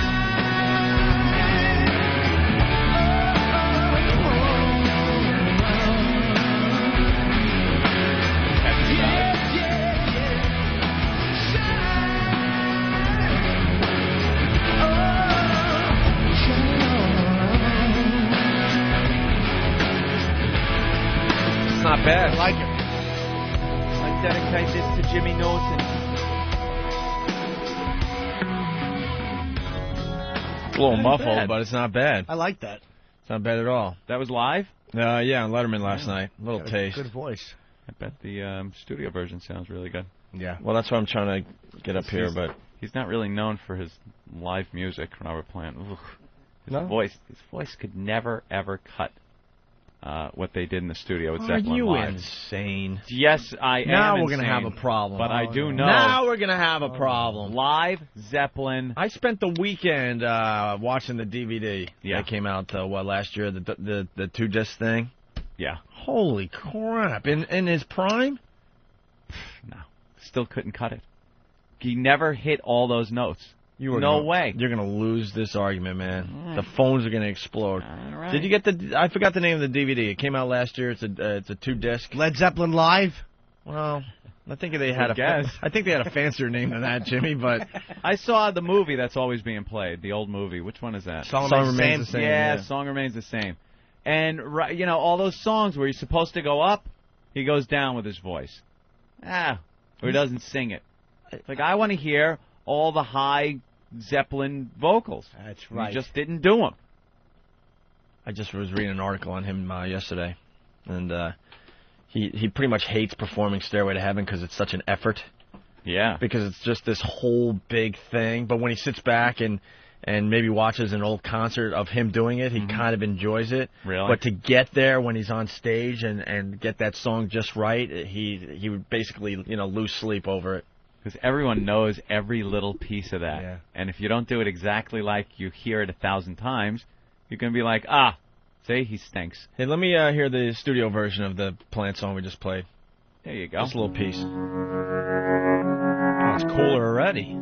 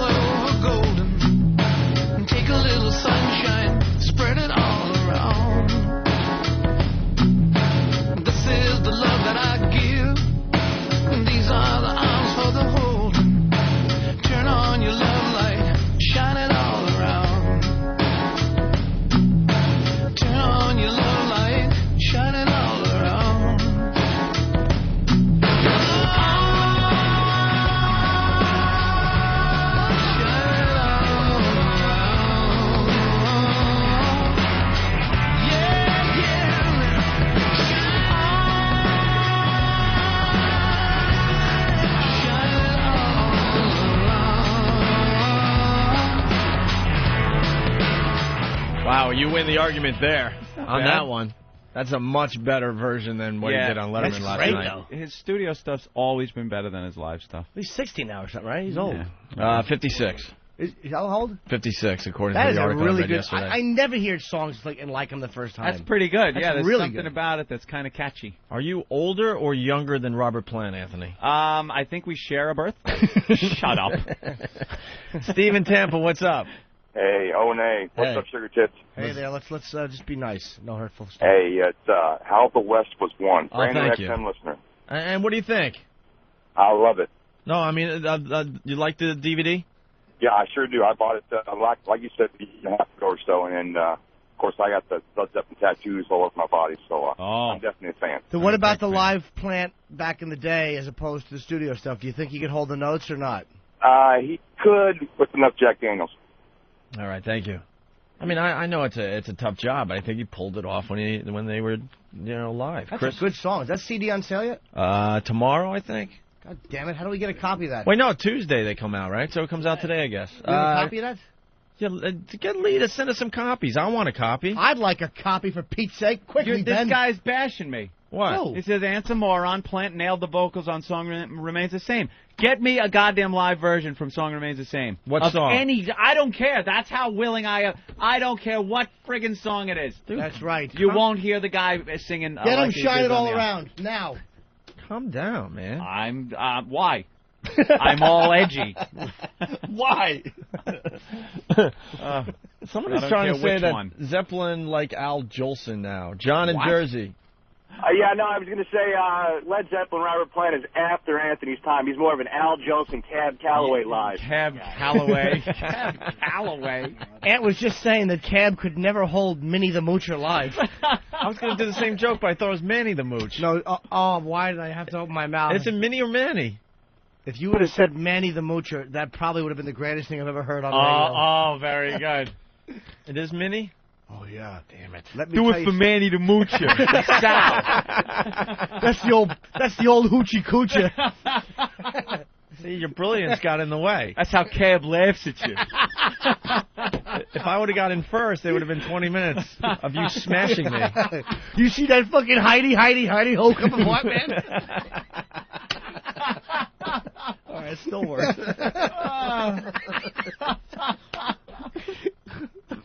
That's great. Manny the Moocher. I got Manny on the brain. I was ready to do the same joke, and I was there with Manny the Moocher.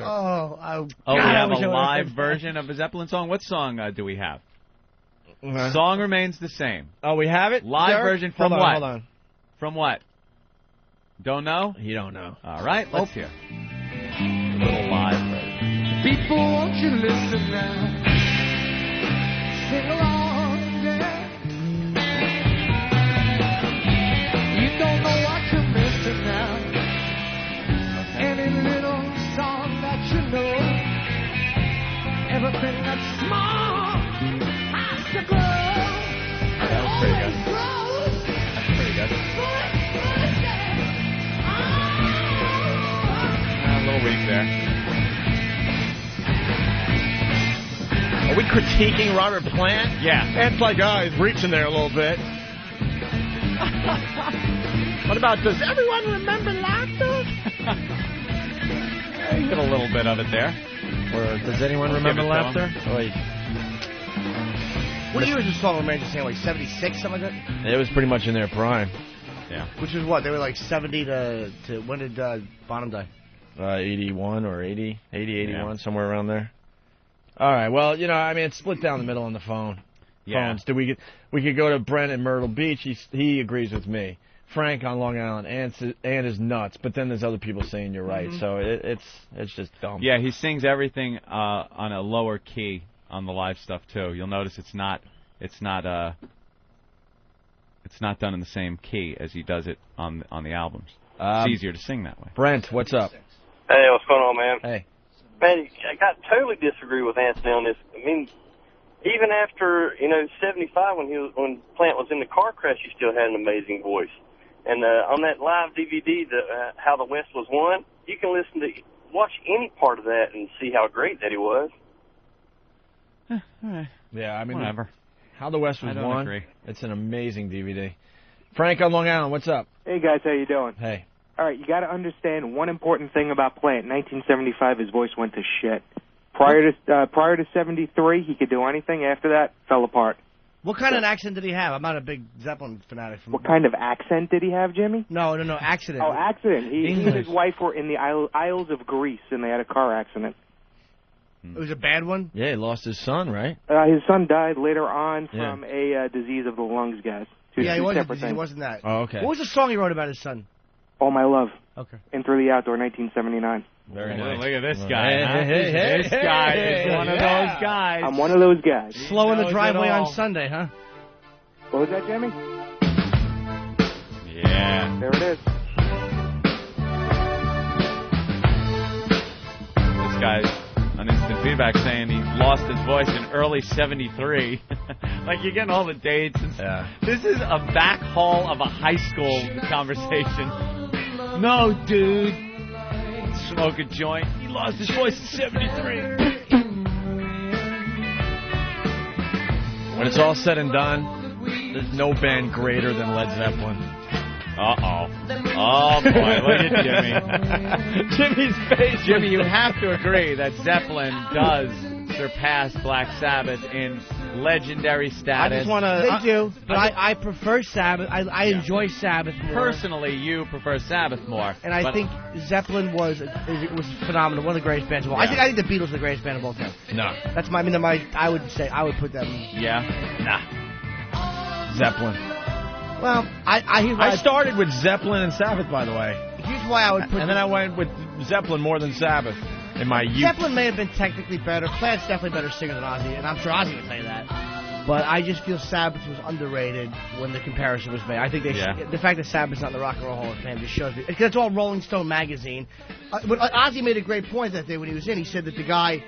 What does Ozzy want to be nominated for? The best bat biting? Like, that's this faggot mentality these fucking music critics have. Yeah. They're the same motherfuckers that vote for faggoty sitcoms and movies.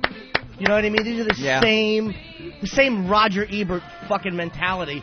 Because he's married to a black woman, he'll never badmouth a black actor. Morgan Freeman's the best actor in Hollywood. Is he really stupid? Oh, that stiff thing he does in every movie. He's a good actor, but he's really better than Gary Oldman or Philip Seymour Hoffman. Mm-hmm. You idiot. That's a really... He plays the same guy in every movie. Yeah, the older narrator gentleman. Right, exactly.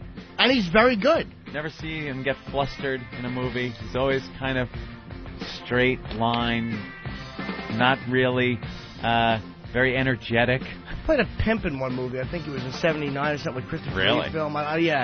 He played Malcolm X in a film. Mm-hmm. I mean, he's done a lot of stuff. I mean, come on. Best actor. Stop. No. All right, let's go to Pete in Connecticut. Pete? Yeah, I would think you guys would be able to relate really well to Led Zeppelin as far as the whole relationship with the fans.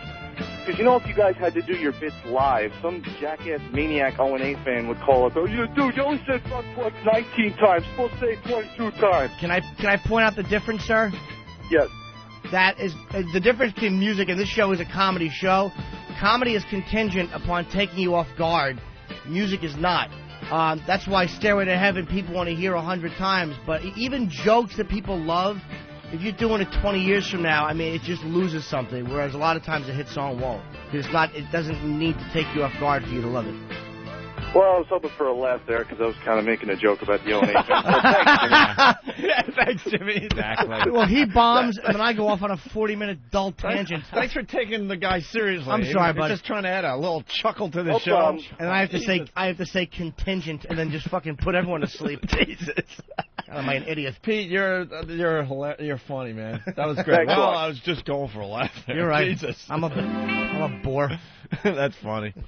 Hey, we got an update on the gay gym, Anthony, that we brought to everyone's attention yesterday. The gay gym. We here say in Nasium New York after that? City. Gymnasium. You want to give the backstory on this from yesterday, Anthony? The backstory. Yeah. Oh, there's a gym in Chelsea. What's the name of the joint? Chelsea is the big gay area in New York City now. Huge gay area. Used to be, Greenwich Village, I guess? Greenwich Village. But Still now it's find all, a few in Greenwich Village. It's all about Chelsea. Chelsea. Well, there's this gym. What's the name of the gym? It's called David Barton's gym. David Barton's. Ooh, and all the gay guys go there. And one guy got a membership, and he was a little upset because he went in there and was being ogled, or oogled, or ogled. Ogled? He was being looked at when he was in the locker room. Said there was all kinds of oral sex between men going on in the bathroom stalls and one in time the shower. One time he was in the locker room by himself, and another guy came in and sat uncomfortably close to him. And just stared at him naked. And the guy wanted his membership money back because he's not into that kind of thing. He wanted his membership back, but he also his membership money back, but he also wanted like $25,000. $25 large for pain and suffering. Pain and suffering. That's emotional distress. That's just funny stuff that you tell your friends over and over again, Of course like you it said is. yesterday. People put pain and suffering and mental anguish and all that. They put that tag on everything. Things that normally are just people. It gives you life stories. That's a life story. But if you put it in lawsuit, then it's pain and suffering and causes you all kinds of emotional distress. Exactly. Well, this gym's supposed to be prestigious, so this guy, David Barton's reputation is at stake, as they say, Anthony. Well, this is pretty funny. Here's the update. At least one person leaving David Barton's troubled Chelsea muscle mecca yesterday says it's a fantastic place to be. This is what happened. It was a big story in New York yesterday, so of course you're going to have some media down there checking it out for themselves. They're going to want to talk to some of the people that go there. And I'm sure some of these guys are attempting to maybe get inside the gym. They couldn't do that, so some reporters are waiting outside for people leaving the gym so they could get some quotes from these people, okay? Right. So one guy leaves, and he says it's a fantastic place to be. The trouble is, it was Barton himself. Yeah, the owner. He got caught. He saw the Post reporter outside and decided, wow, I can help my own cause here. I'll make believe I'm a member of this gym, and I'll leave and make believe that everything is fine and dandy. There'll be plenty of good quotes from Joe. Right. That's what he called himself? Yeah, he tried to fool the reporter by saying that his name was Joe. I'm Joe, and this place is great. What an idiot.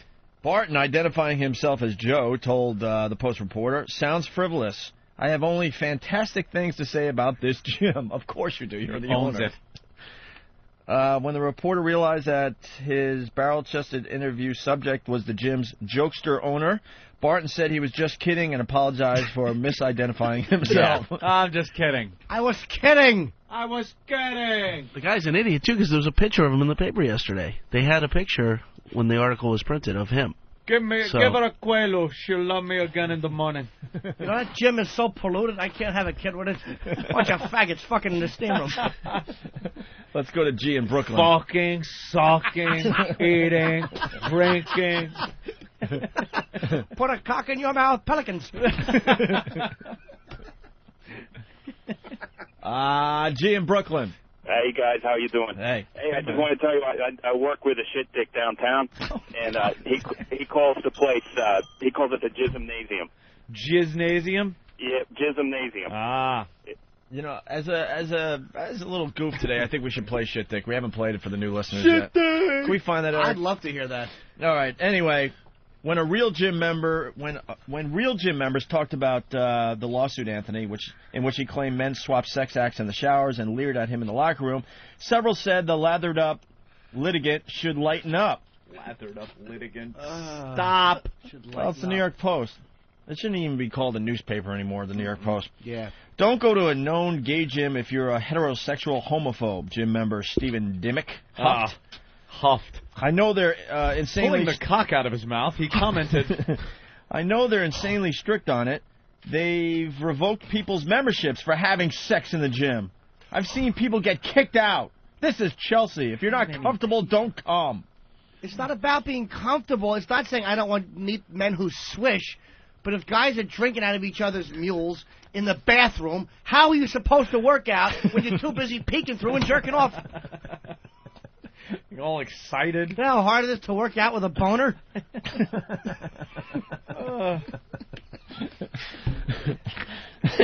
God almighty. I mean, it's hard enough to do a show in here when somebody lifts their arms up and that little shirt lifts to reveal the lower part of that abdomen, for Pete's sake. Just want to admire it. Run your hands over it for a second. Put a little lotion on there. You know, I can't even yawn anymore in here. Why? You stretch your arms out. Only I hate when you buy extra large shirts. Mediums for you. Because of you, I'm all cramped up every morning now. I can't. Those arms go up, that little V comes out. Saying hello. Good morning. This is healthy living. I used to be able to stretch out my whole back, Anthony. I can't do it anymore. So I have to do the show all cramped. Gym member Orlando Hernandez added, I think it's silly. If you can't stand the heat, get out of the kitchen. Oh, Jesus, what this guy's creating like slogans. Said gym member Eric Logan. If it's going to make a difference to him, then he should go to a straighter gym. By the way, Orlando Hernandez is El Duque. Anybody else? Yeah, that's El Duque. Oh, okay. Didn't know he was gay. This guy is saying that the guy doesn't like it. He should go to a straighter gym. But you're not expecting to see any type of sex when you're going to work out. That's the problem here. No. The obvious thing here is this is a gym in Chelsea. It's full of gay guys. If you go there, you're going to have to deal with it. If you don't want to deal with it, go to another gym. This is gay guy heaven. Imagine a gym that was co-ed, right? We go in there. The girls are horny, like men horny. And they're just, suck your cock? Suck your cock? Oh, okay. You're going to go, no. There may be people here that don't want that kind of thing going on in this gym. How fast would you be in the stall? Just getting the knob hobbed. That's what the gay guys are doing. You've had your membership for a year and you don't have a hint of muscle tone. Nothing. You look like a veal and your wife's wondering why your body hasn't improved. Wasting away with consumption. Yeah, it is like going to a regular gym and having full access to the woman's locker room. Girls in the shower, naked. You walk in, just start pounding her. Just going to wash my hands in between sets. Wash up. Hey, you want me to maybe, kneel down in front of you? Right. Oh, okay. And then some guy comes in and wants to put a stop to the whole thing? What are you going to say? You're right, but if that did happen, can you imagine the reaction to gay? Hey, if he doesn't like it, tell the faggot to just go to a straighter gym. People would be outraged. Of course. Let the gay guys have their moments. You saunter into the woman's locker room in your little leotard. Hey, ladies, how's everyone else doing today? Got your leg warmers and headband on. Ooh, tough workout out there. Yeah. Get into the shower. I can't wait to wash off this sweat. Right. Get physical. It's a good song. Oh, this is my favorite part here. Yeah. Sexy. Let's really get us stuff, brah.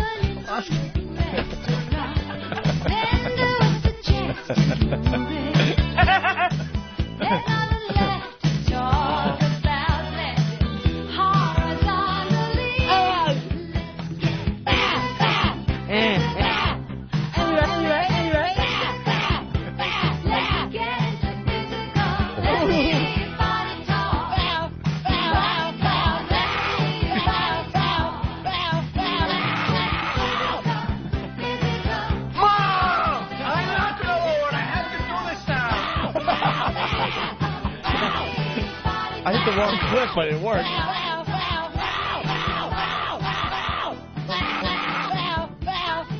All right.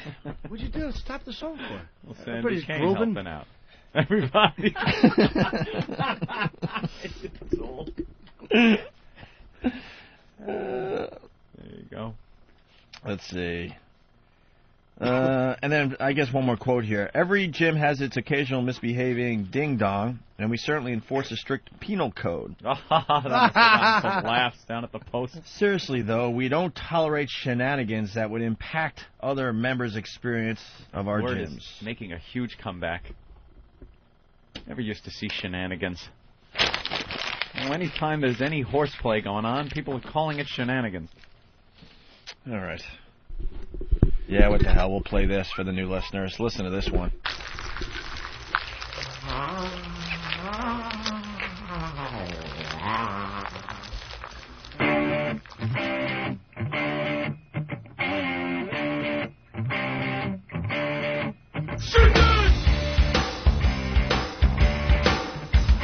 We hate all shooters! Andy Warhol, shooters! Mick Jagger, shooters! Michael Jackson, shooters! Jeffrey Dahmer, cannibal, shooters! We hate shooters! By slamming shooters! Boy George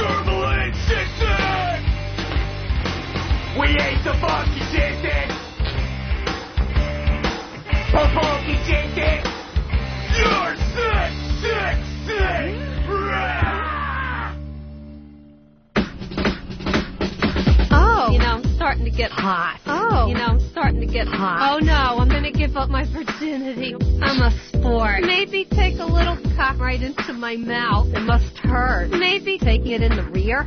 Maybe bang me up the ass. That's what they call me. She's a freak. That's what they call me. She's a freak. What do you want me to do? I'm gonna be facing the wall. What do you want me to do? I've always wanted a juicy cock. Put it between the boobs. I'm into the TFing. Put it between the boobs. Put it in the pits. Put it in the pits. My favorite Laurel Street. My favorite eating cock. I'm hungry for a big, fat, juicy cock. After I whack your bag, whack your bag, whack your bag, whack your bag. Shoot your big wad of cum right into my mouth. That's what they call me. She's a freak. That's what they call me. Oh, God. After I suck you off, I want you to bang me up the ass. I'm hungry for a hard-nailed cock. Stick your huge cock in my tight ass. That's scaring me. I take it in the rear. I'm a freak. That's what I was taught. I got a big juicy cock from Ben the other day. Oh, I like the bananas. Oh, God. I like the bananas. I'm a freak. I enjoy having sex with a guy. I enjoy cum in my mouth. I enjoy cock between the boobs. I enjoy cock in my tight ass. That's what they call me. She's a freak. That's what they call me. She's a freak. And Anthony Show. If someone get in the best of you. If someone get in the best of you. Has someone taken the bait? It's real. The pain you feel, you trust, you must confess. If someone get in the best of you.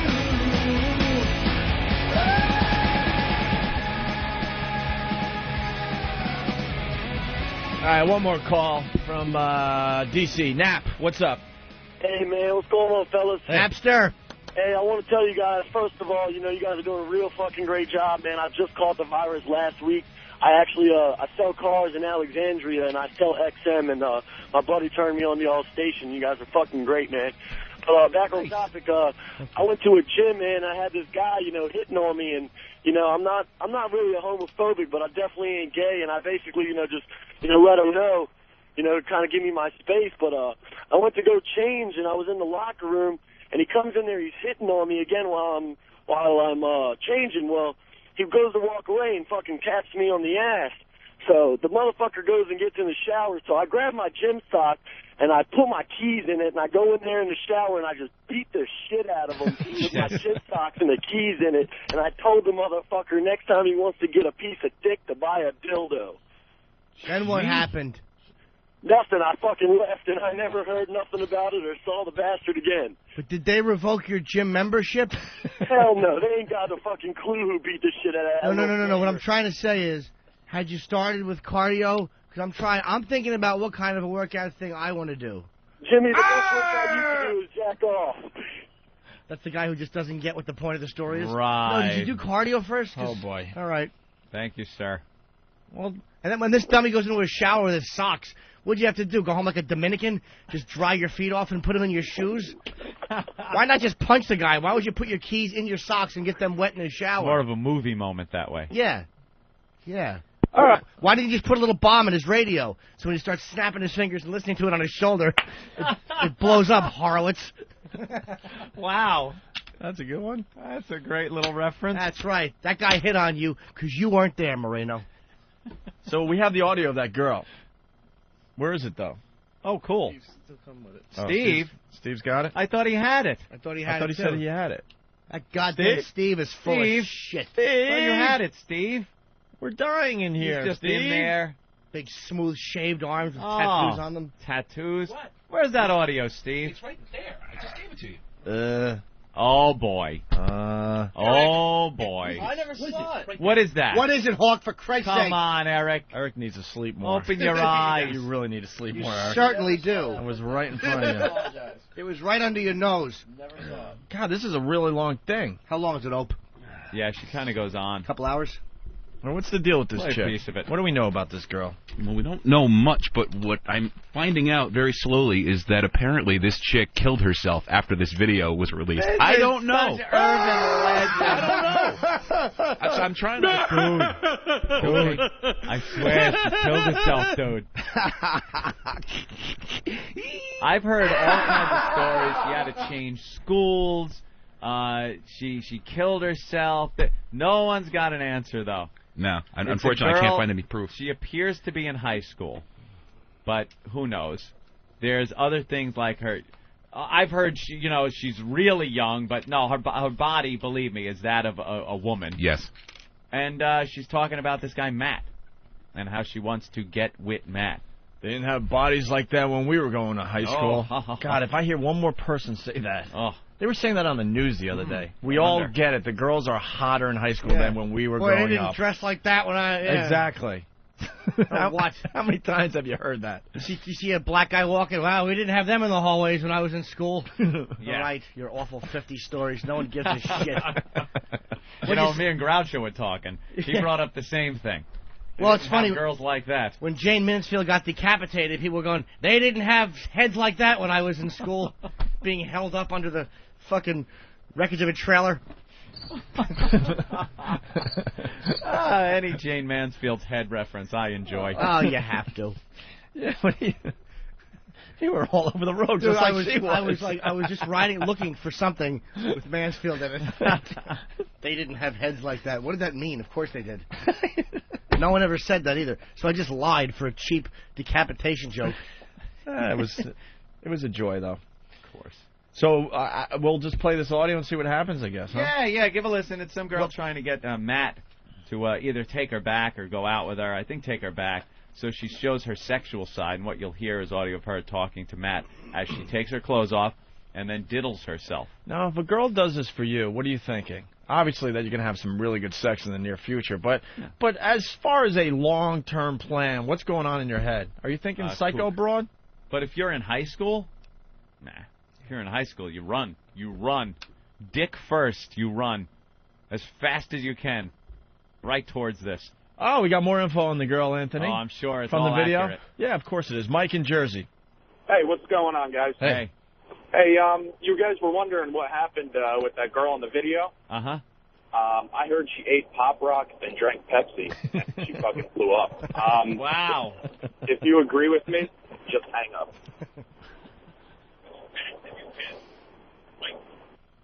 Very good. He hung up on himself. He did. All right, here's the audio.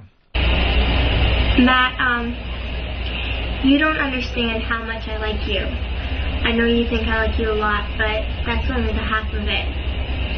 And I know you really don't want a girlfriend right now, but you have to think of what you're putting me through, too. If I can put up with you and all your shit for this long, I'm obviously going to stay with you forever. So, I really just want to let you know what you're missing out on. So, here's a little bit of my sexual side. Wow, is she naked? No, right now she's dressed. She's got like kind of a little top thing on that's showing her belly, and she's wearing a jacket, some kind of jacket over it, and pants. She sounds young, man. So then she is in front of the camera and starts doing things. Big boobies? Nice size. Braces? No. Pigtails? No pigtail. Blonde hair. Okay.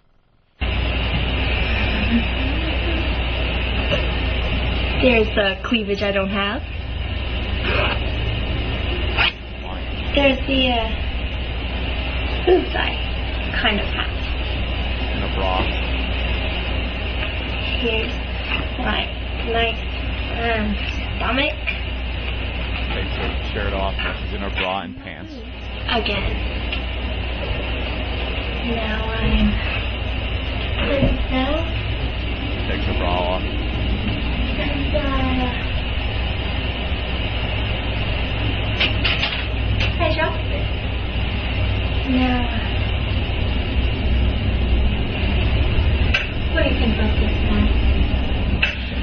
hard to hear. What's going Yeah, on? she's kind of away from the camera. Okay. She kind of walked back so she's completely in frame.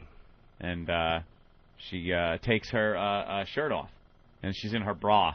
And she's dancing around. And then she dances around a little more and takes her bra off. Goes back to the camera. Takes her pants off. Takes her panties off. And then takes her fingers and starts doing things to herself. Saucy. You're going to give all this up just because you don't want a girlfriend? Well, I think it'd be a little bit stupid to do that. Don't you? But, She gets back up. whatever. It's all up to you. It's all up to you, Matt. This could be yours. With this. All up to you. And no matter what you decide, Matt, I will always understand. Because I'm that kind of person who can just go with the flow. And I never will underestimate you or your decision for whatever you pick. Now, Matt. All right, is she back? Now what's going on here? Now she's back. She tilts the camera down to her lap area, and she's taking fingers and doing things to herself. So she's back in range so we can hear her. Yeah, and now she starts doing herself and telling Matt, that this could all be his. So what we just heard was her kind of in the background Dancing, showing off her body yeah, and stuff. like full frame. Everyone is screaming, "Where is the video? Where is the video? Where is the video?" I have no idea. I've never seen it, actually. Good luck finding it, and good luck with the federal authorities if you do find it. She sounds young, man. She sounds young. Here's something I know you want to see.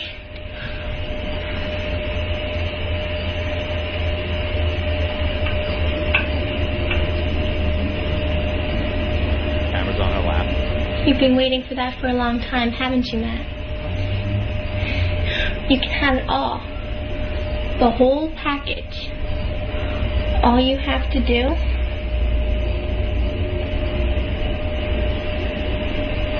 is ask. She's getting a little worked up.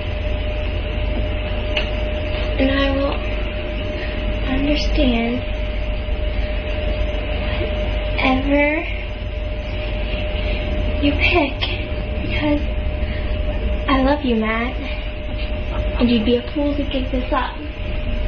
Because no matter how hard you try, you can't just give up on me. Because deep down inside, in your little twisted head, you love me. You're just afraid to admit it. Because you don't know what's going to happen to you if you tell the world how you feel about me. Just do it, Matt. He needs the Gregster's phone number. I was just Do it right now. Because I know you want to. You want to so bad. Can you hear it? It kills you. All right, now what? I don't know, but I think it's pretty hot. That's pretty much what she's doing. And then she, puts the video back up and dances around. And then at some point she goes to a door jamb and straddles, like puts her leg up on the door jamb and starts licking the door jamb and saying that could be Matt. She wants kind Matt. of hung up. She likes this Matty the Moocher, doesn't she? Yeah. She kind of hung up on it. Let me want to try a little more of the audio? The video's out. It's on the internet somewhere, It's just a matter of finding it. And Well, a lot of people are saying if you Google and type in Psycho Girl Matt. Really? There'll be a bunch of links for Really? it. That's what I'm hearing. That's what I'm hearing, Anthony.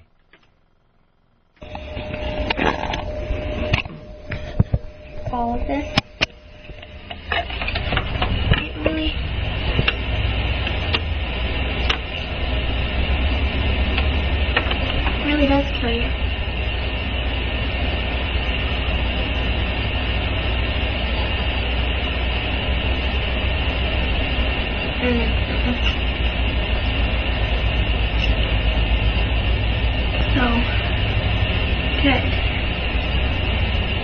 naked at this point? Yeah. Now, let me show you.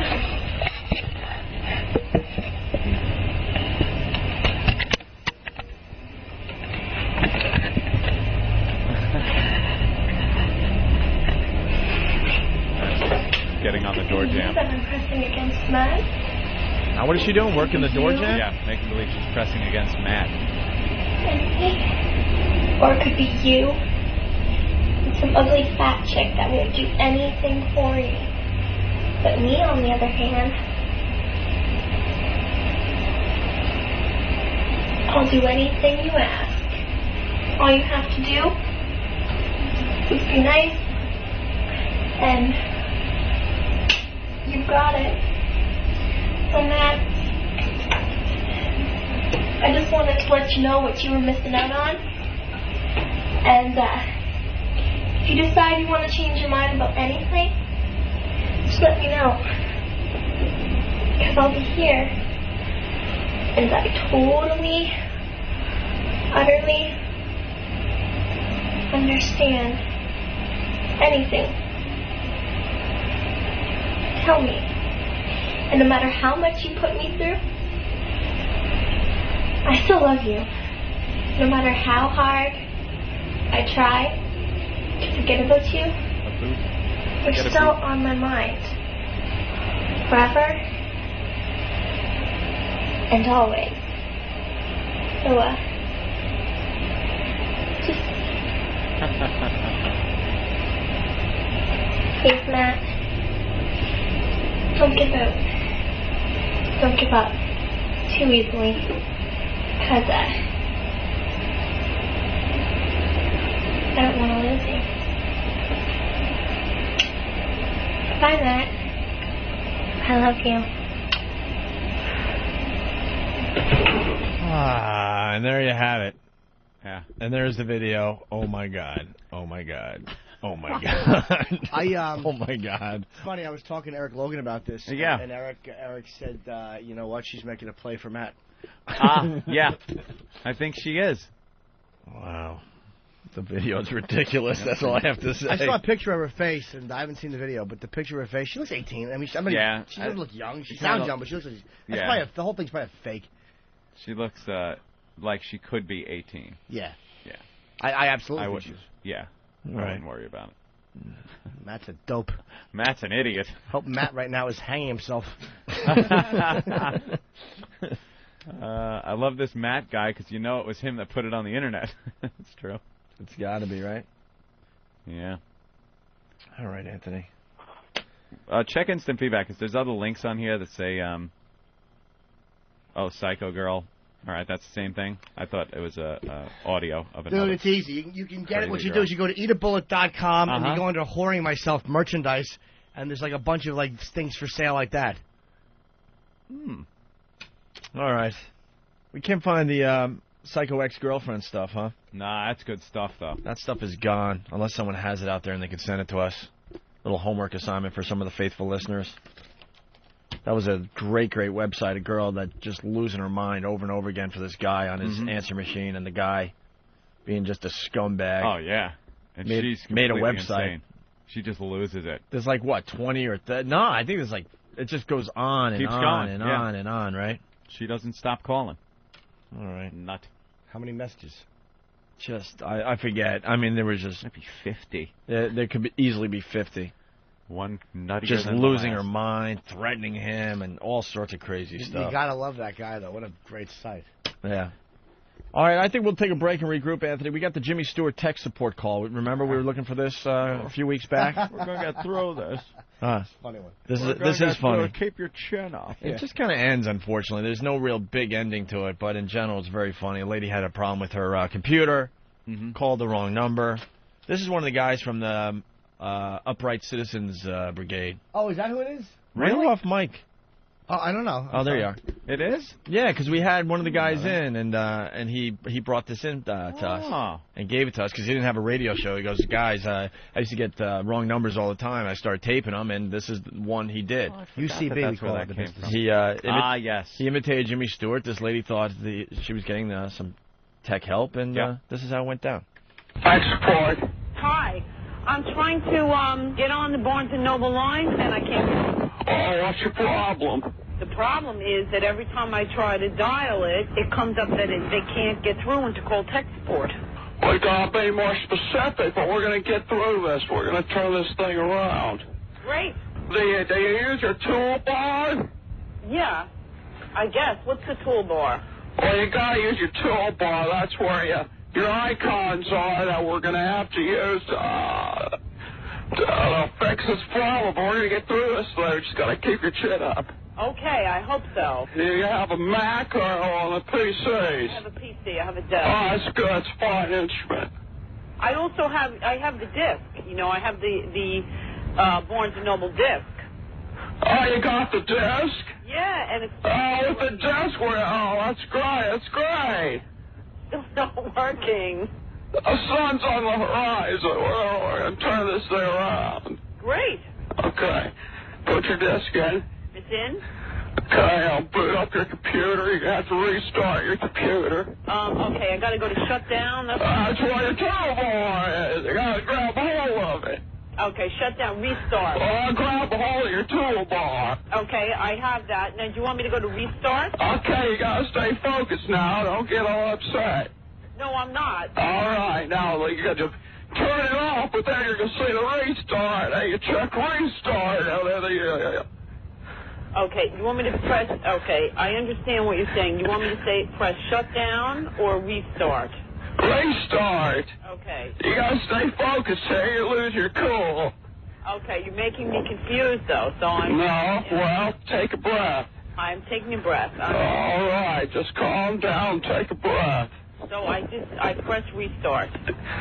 Yeah, well, calm down now. You can't yell at me here. I'm not yelling at you. Okay. I'm not yelling at you. It's just, it's frustrating. What's happening? www.dell.com came up on my screen. So it'll be a minute or two now. Okay. Making all noises and what have you. But I left the CD in there. Is that good, or should I take it out? CD-ROM, right? Yep. I'll stick a music CD in there. No, it's not music CD. I'm not joking. No. It'll break your computer. Oh, no. It's like throwing vinegar on a horse's ass. Really? Well, that's a new expression on me. I hadn't heard that one. Excuse me? I haven't heard that, throwing vinegar on a horse's ass before. Well, try it. You're going to get kicked in your head. I guess so. I don't spend much time around horses, so it wouldn't be something I know. Oh, yeah. If you don't spend time around horses, you end up making a jackass out of your own self. Well, that could be. Where are you located now? Houston. Oh, Houston? Okay, well. Well, what? Well, that's... Where are you from? New York City. That's right, a 212. Right, so, we don't have a lot of horses around. Yeah, but you got a lot of jackasses up there. Well, that's for sure. That's for sure. We're looking at 10 inches of snow on Saturday. Well, I say you don't look at the 10 inches. You step out in there, you get out there, and you work. You shove off that snow and turn things around. Oh, you're right. Okay, now, it came up here. Yahoo Messenger cannot connect. Yahoo, hee-haw. The very worst of the Opie and Anthony FU line. Fuck you to the old lady driving 5 miles per hour in front of me in the fucking 45 mile per hour zone. I hope you fall down a flight of steps and break both of your goddamn hips. Fuck you. You want to give a big F-U to Graz? She takes it in the butt. Oh, yeah! Oh, yeah! Hey, Notorious, Wrangler, Whoremaster J, Bobby Martini. Fuck you. I'd like to give a big F-U out to Walmart because they block all the XL channels. Yeah, fuck you, Walmart. Yeah, this is Steve from Long Island, New York. This message is for all you fucks at Petland Discounts.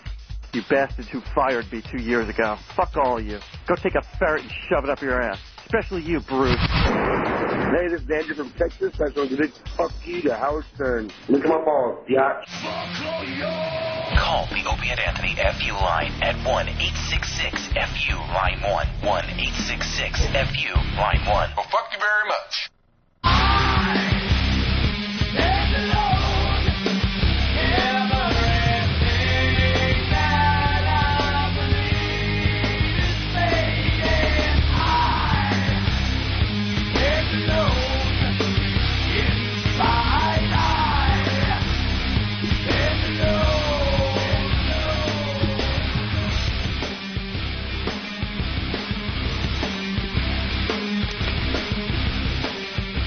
Where's little Jimmy?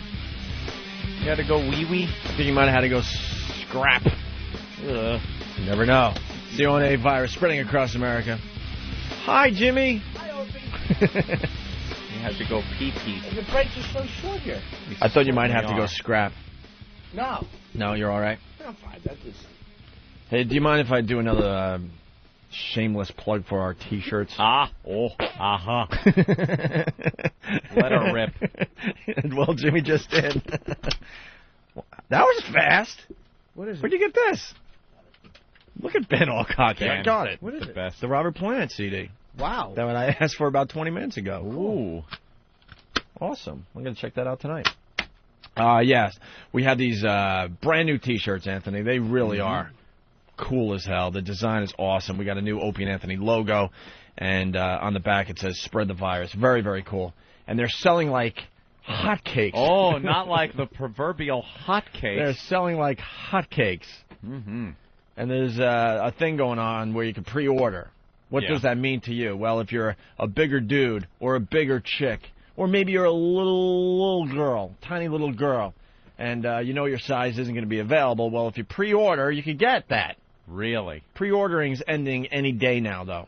Any day. And then after that, we're just going to get some, some XLs and some larges. Regular sizes. Regular sizes, and if you can fit into them, great. If you can't, you lose. You lose. So you go to opieandanthony.com. There's a little link where you could pre-order your Opie and Anthony Spread the Virus T-shirts. My brother has taken this project on, and now he's regretting it. Really? Oh, my God, yeah. He's getting a lot of email. A lot of work. I guess his email address or the one he's checking, or I don't know. I don't know what's going on over there. There's some kind of weird thing going on. What's the address, Opie? Dr. Duck, D-U-K, at AOL.com. Dr. Duck? Yeah, I know. D-U-K? D-U-K. I guess D-U-C-K was taken. Yeah. So it's Doctor, spell out Duck, Doctor, D-U-K at the end, Dr. Duck at AOL.com to pre-order your Opie and Anthony Spread the Virus T-shirts. All right? Very good. Hey, you want to clean up some old business here, Anthony? Sure. We got a 60 Minutes thing that we never got to. 60 Minutes? It's a slow news day, so we're kind of, I don't know, we don't want to waste time talking about dumb stuff, so we have a lot of these things that we never got to when we were really, really busy on the show. So 60 Minutes did a thing on parents allowing their teens to drink. Ooh. I say that's a good idea, by the way. You do? Yeah. You know where they are when they're stumbling around. Yeah, some parents aren't too good at it, though. They let them drink a little too much, and there's problems at the house. The cops are called, and the parents get arrested for letting their kids drink. Remember the cake parties when we were growing up? Oh, yeah. Mom and Dad went away to the Poconos for a quick little love retreat, and all hell broke loose. They'd roll the wooden kegs into my house off the horse-drawn carts. Yes, I've been to quite a few of those keggers. In between dumping tea into a harbor. Right. They would I roll remember some us doing kegs over that. to your house. Sure. No, my house was always the party house. Yeah, mine was too. My mom knew what was going on, but she wasn't there. She worked at a disco out there on Long Island. She was a waitress out there at a disco. So she would work Friday and Saturday nights until, she wouldn't be home until 5 in the morning. So she would leave at about 10 or so.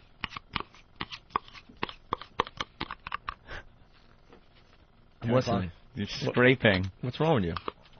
Would you bring a spoon from home? Yeah, I always do. Why? What's wrong with a plastic spoon?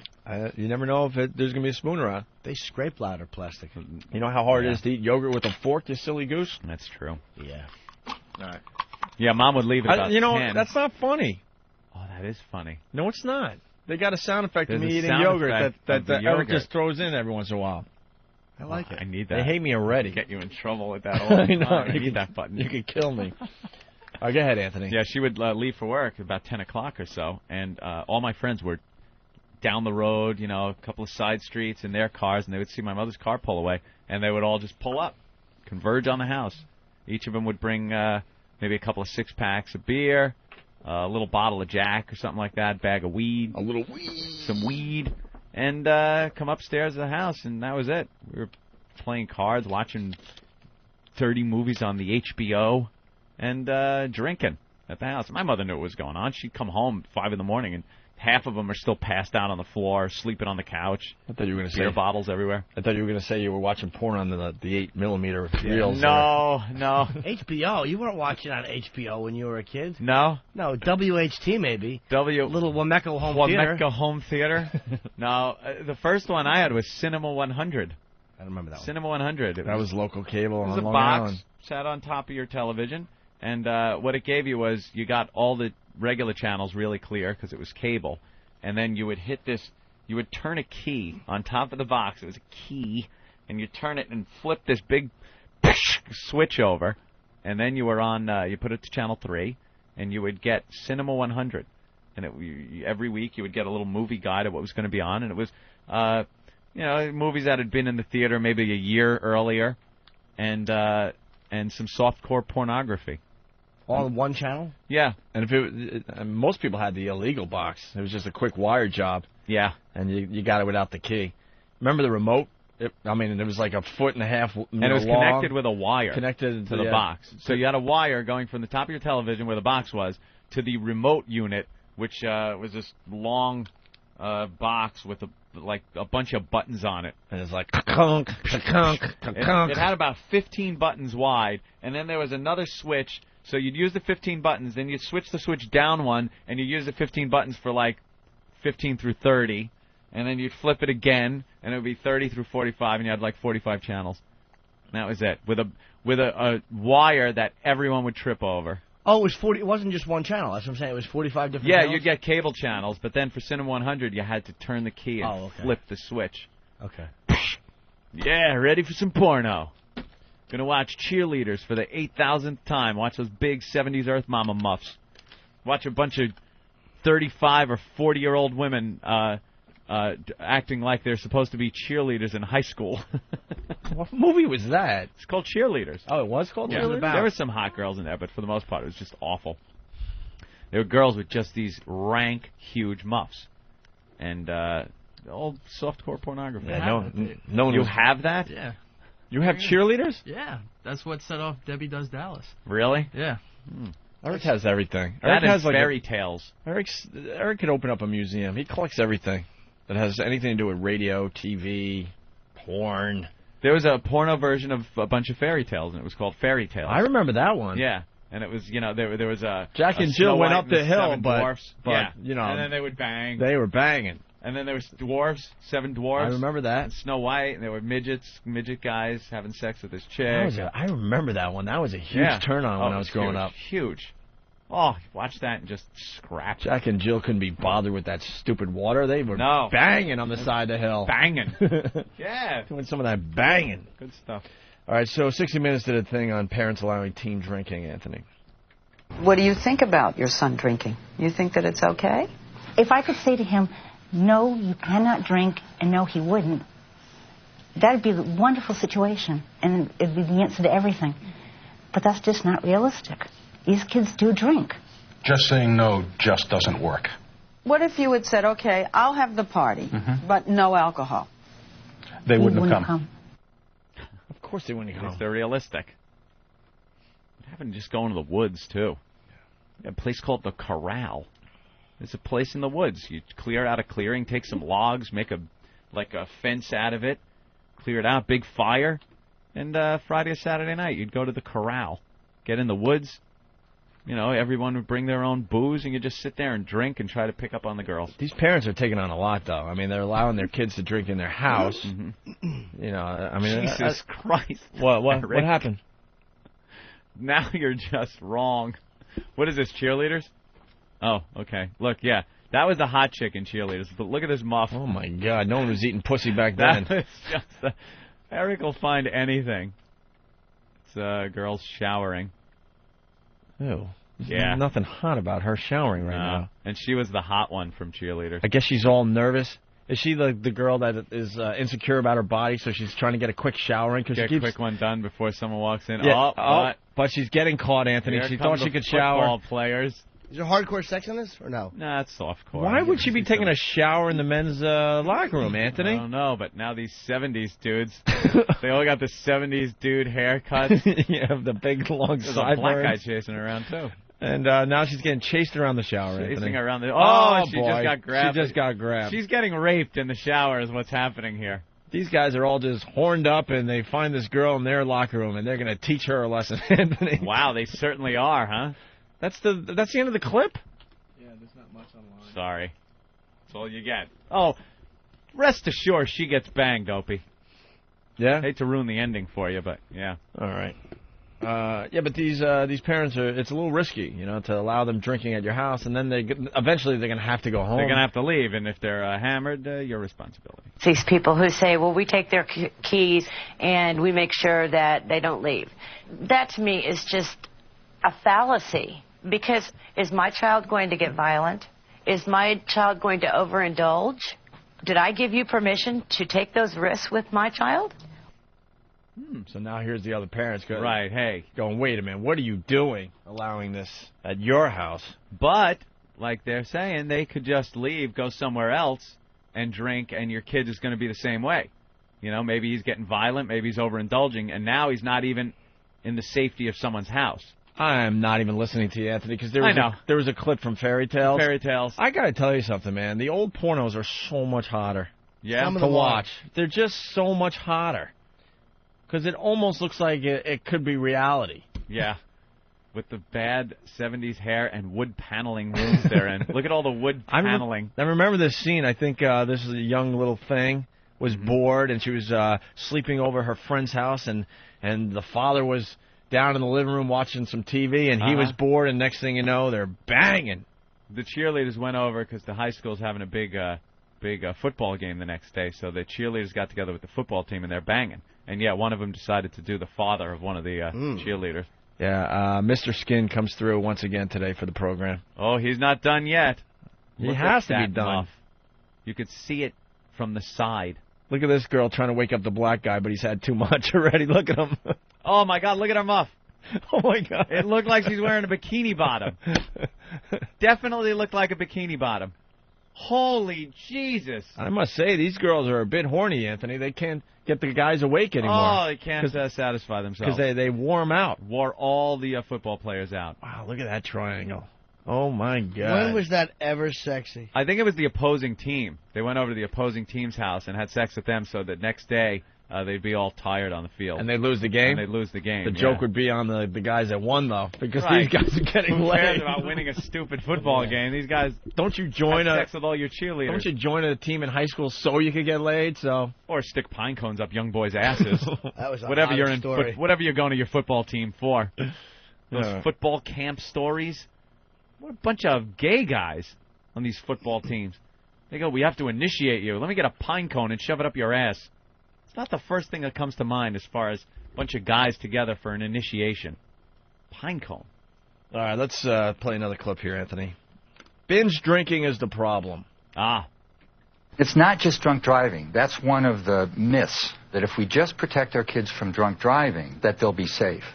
But sexual assault, violence, we are not doing our children a favor by providing them a quote, safe place to drink. Well, I don't know. That person just sounds out of touch. You should obviously the best thing would be them not drinking. As far as the parent's concerned, you want your kid not drinking, but they will. For the most part, not all of them. They will. So you want it in your house? Or you want it outside? Drunk driving back in the old days. Oof. It was a sport. Oh, sport. The cops would pull you over and tell you to go home. Not no more. Now you could go into jail. Anthony, here's Leslie Stahl asking, what's a keg stand? Did she do one? See, that would have been funny. They should have had her do one. Oh, well, here I go. I want to get in touch with what's going on in this story, so I'm going to try one of these keg stands. Yeah. What's a keg stand? Listen how confused she sounds. What's She's a stupid keg stand? I don't know what that is. You don't know what a keg stand is? Swear to God. Yeah. You really don't know what a keg But you stand wouldn't is. say it like that if you were asking. What's a keg? Like she almost doesn't know the words. But, Jimmy, you could probably figure it out if you had to. A keg stand is probably something you put the keg on. No, that would be... No, Jimmy, no. You go to the beer distributor, he gives you the keg and the keg stand, and you got to put a deposit on it. I honestly don't know. Keg stand? You don't know what? You're about to find out. Okay, it's doing a keg stand. Now can you get it? You would be doing a keg stand. No? No. All right. What's a keg stand? Somebody grabs the two handles on the keg. Two other people grab your feet and lift you up, so you're vertically straight up in the air. And you just take the top and just put it in your mouth. And you were doing that? Yeah. All three of you did that? We got real loud during that. That was when it got loud. That's why the cops came. What you do is you count, like, really how long you go for, and, you know, it's all about competition to see who goes for longest. That's a pussy way to do the keg stand, by the way. What you got to do is take the tap out and then have somebody press down. You got to press down on the ball when you're in the keg stand position so it just comes flying up into you like a fire hose. That's what you do. Me and my friends would get crazy when we drank, man. I remember one time I had 2 Pabst Blue Ribbons in, like, one of those hats with the beer on the side, and I drank out of both straws. You're a madman. Place went crazy. Then you grabbed a knife and started running down the street. Held it to my friend's throat. Lightweight. How much would put you over the top? I don't know. I preferred hard liquor. Hard liquor? Yeah, Everclear, that type of stuff. It was cheap. Everclear? It was cheap. It wasn't about even liquor anymore. That's just fuel. It wasn't about it being tasty. It was just about it being effective. Getting effed up. Yeah. You didn't like stretching out, though? A few beers over the whole course if you had of the money, night? but we had $8 between 2 guys. You had to split a case of Meisterbrow. Warm the Meisterbrow. bastard that would bring over the 6-pack of Meisterbrow, put it in the fridge, and grab the Heineken or the Bud. Son of a bitch. Going to the end of the night, and there's that 6-pack of Meisterbrow. It's the only thing left. Someone brought it. Cheapo. I liked it, actually. You get warm Meisterbrow in a field. Ugh. The Master Brew. Anthony, one more clip here. I guess Kansas, I guess it's a law. You're not allowed to have your kids drinking in your house. In your house? Yeah, so you can't be one of these cool parents. Right. Where you're like, hey, everyone come over here and drink. Cool parents' house. Meanwhile, in Kansas, the cops are holding parents responsible. They're patrolling the streets in search of a party. If the parents allowed it, they'll be arrested, and DA Paul Morrison will try to send them for a weekend in the county jail. I think the argument that I have a safe alcohol party for my kids is like saying, you can come over to my house and have sex. I'm going to have a bunch of condoms down in the basement, so we'll make sure that it's safe sex, but come on over. Because I know you're going to do it anyway, you can do it on the futon in my basement. All right. Would that be acceptable? Of course. That sounds good. Of course. I like the way you're this guy supplying thinks. the condoms and everything. Yeah. That's safe sex. No one's getting pregnant. It's an awful example, too, because you don't have unprotected sex and kill a family on the way home, you fucking idiot prosecutor. That is not a good analogy. It's terrible. Stop it. I don't care if you victimize yourselves, but when you're drinking and you get behind the wheel, you're threatening everybody. Yeah. I don't care who you bang and what you wear on your mule. That's your problem. I don't care if you get drunk and throw yourself in front of a train. Good for you, Lady Di's husband, or whoever it might be. Would you rather have your daughter getting banged in the dugout, in some field somewhere, or down in the den? Down at the Right. point. At least you can do a melanin check on the way in.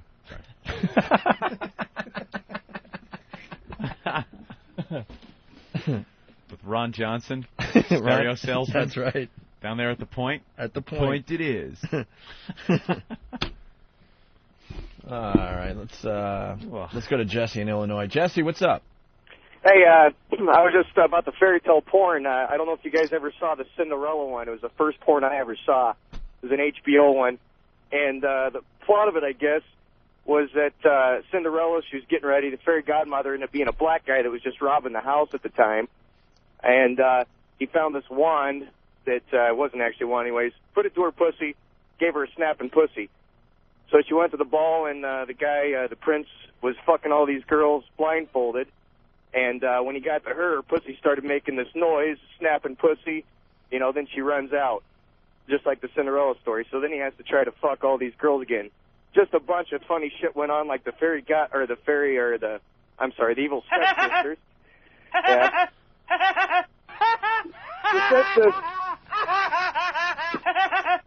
Wow. Okay, wasn't that funny? Wow. Brother Joe wants in. Joe. Hey, fellas. Hey. Hola. Hey, do you remember at the corral? Like, I mean, first of all, it was almost like a cult. It was something that couldn't be done really at any parent's house.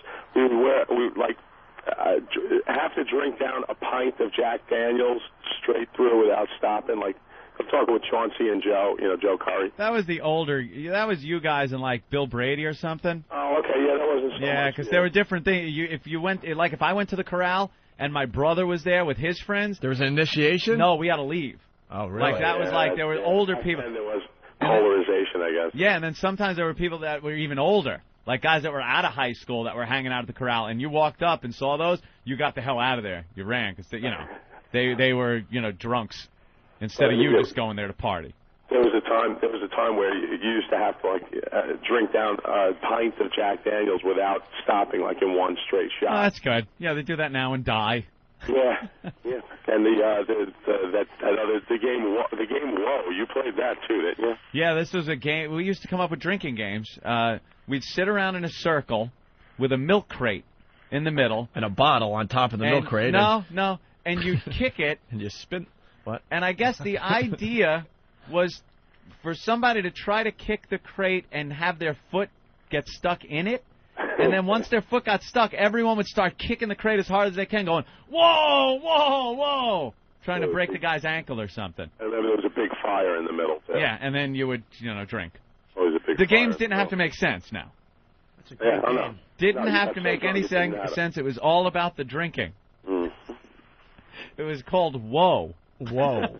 Anthony used to play Whoa. You'd have to get the milk crate. And then, if you're the guy with the foot stuck in the milk crate, are you just yelling, whoa, whoa, stop? You'd be like, stop, whoa, and everyone's going, whoa, whoa. And then another idea was to get the crate up in the air, like a soccer ball, because once it got up there, someone could kick it right at your face. And again, you would go, whoa, and drink. Well, you guys were classy, playing with a crate. Jesus, did any of you have any money for a soccer ball? We're talking Long Island, man. That game should have been called Ho-Mo. No. Not Whoa. Whoa. Or getting someone drunk enough, so drunk they fell asleep, and, well, we wouldn't play with pine cones, but you set them on fire. Yeah, there was always the setting on fire. Joe Curry, a friend of mine, would always fall asleep at any party we were at, anywhere. It didn't matter. And if it was at someone's house, we'd tie his shoelaces together, shut all the lights out, go to someone else's house to continue the party, and then call the house he was at. and you just, as the phone's ringing and ringing, you just know what's going on because he picks up the phone and goes, yeah, what? He's all mad because he just fell down and hurt himself. I remember one night he fell asleep in Chauncey's barn, and we were drinking in Chauncey's barn, and we took that spraying ether. Yeah. And just kept on spraying his leg real light with spraying ether and lighting him up. And you wake him up, hey, Joe, look, you're on fire. Joe, wake up, you're on fire, Joe. And he'd be like, what? Jesus Christ! Start patting himself out. He'd fall asleep again, you do it again. Set one guy on fire so bad. This was with Billy Brady. It was that kid Pasquale. We set him on fire so bad that it didn't go out. He actually went running down the street, and every time his leg moved, he was running, you'd hear You hear the flames in the wind like a torch. He actually set himself on fire. That's what he did. He soaked it down so much in spraying ether that his leg went up and it wouldn't go out. Because he would set it on fire, run out into the street, and stop traffic. And laugh. We'd laugh. One time he soaked it a little too much and it set on fire. Really bad. Third-degree burns. This is the drunken fun we used to have on Long Island. Amazing. Very good, Joe. All right, Joe. Fellas. Thank Later. you. I remember one time I was at a party, and we all got drunk, and we had some firecrackers, and my friend lit a firecracker and went out in the yard. He threw it up in the air. It went off. It went off? Yeah. And it went back inside? Yeah, it was. Yeah, of course. It was late.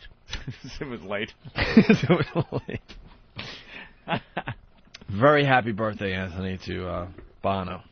45 years old today. Bono's birthday? Yes. Wow.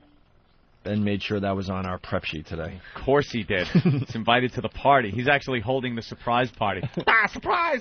He's actually going to jump out of the cake or fall into it. I can't just... Happy birthday to Bono. You want to do the Nathaniel stand-up stuff? Yeah. From the Comedy Cellar? Very proud. Come on in, Nathaniel, big winner. Part of a comedy competition. A lot of you comics start in those things, don't you? I've only done one competition because I don't like them, but I mean, you do a lot of these bringer shows and stuff, yeah. A lot of them start that way. Sure. My buddy Adam Ferrara, I remember one in Comac when he first started. went there and won a trip to L.A. to perform in L.A. somewhere. It was like a pretty big deal. He went there and just blew away everybody. Yeah. Was there. So Very good. I bet you Nathaniel also won a trip to L.A., huh? No. No? Not so much. Not so much. I won 4 free spots at the new talent night at the Cellar for the next 4 weeks.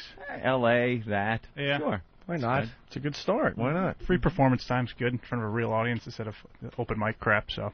Certainly is. And moving on, fella. Yeah. I like that. Look out, Hollywood. We like Nathaniel's stand-up. Yeah. And he won the competition, and we got some tracks here. I haven't a little heard sample. his act in a while. Let's see how he's progressing. All right. Very nice. The next person comes to the stage, very, very funny, very tall, plays all over the place. Please give it up for Nathaniel Bryan.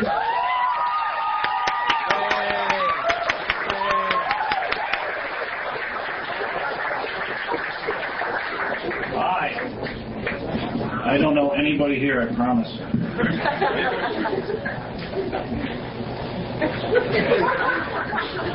Hi.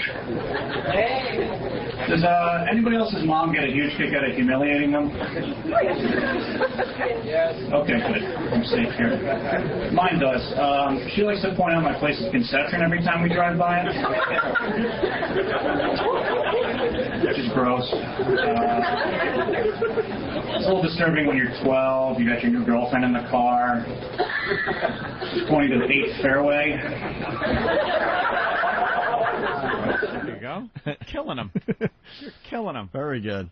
Good audio quality. I know. I warned you guys it might not be that good. Yeah, but what did you hide the tape recorder in your hiney? Yes, I did. Put it on the piano. I did.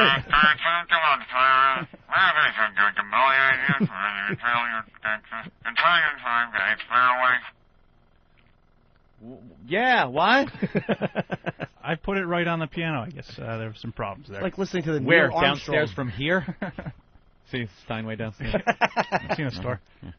God, you knew we were going to play this on the air. You would think you would set this up nice for yourself. It's the best quality I could have done. Afford? Yes. It's a little Radio Shack tape recorder or something? Is it a mini recorder? Yeah. Those things stink. Well, it's a digital thing, though, so I thought it would be some... Yeah, the digital always helps out. Quality. Oh, Tony Danza crashing. Here we go. Some of the video is on the news. Here we go. Oh, wow. How great would it be if his neck was broken? Look at this.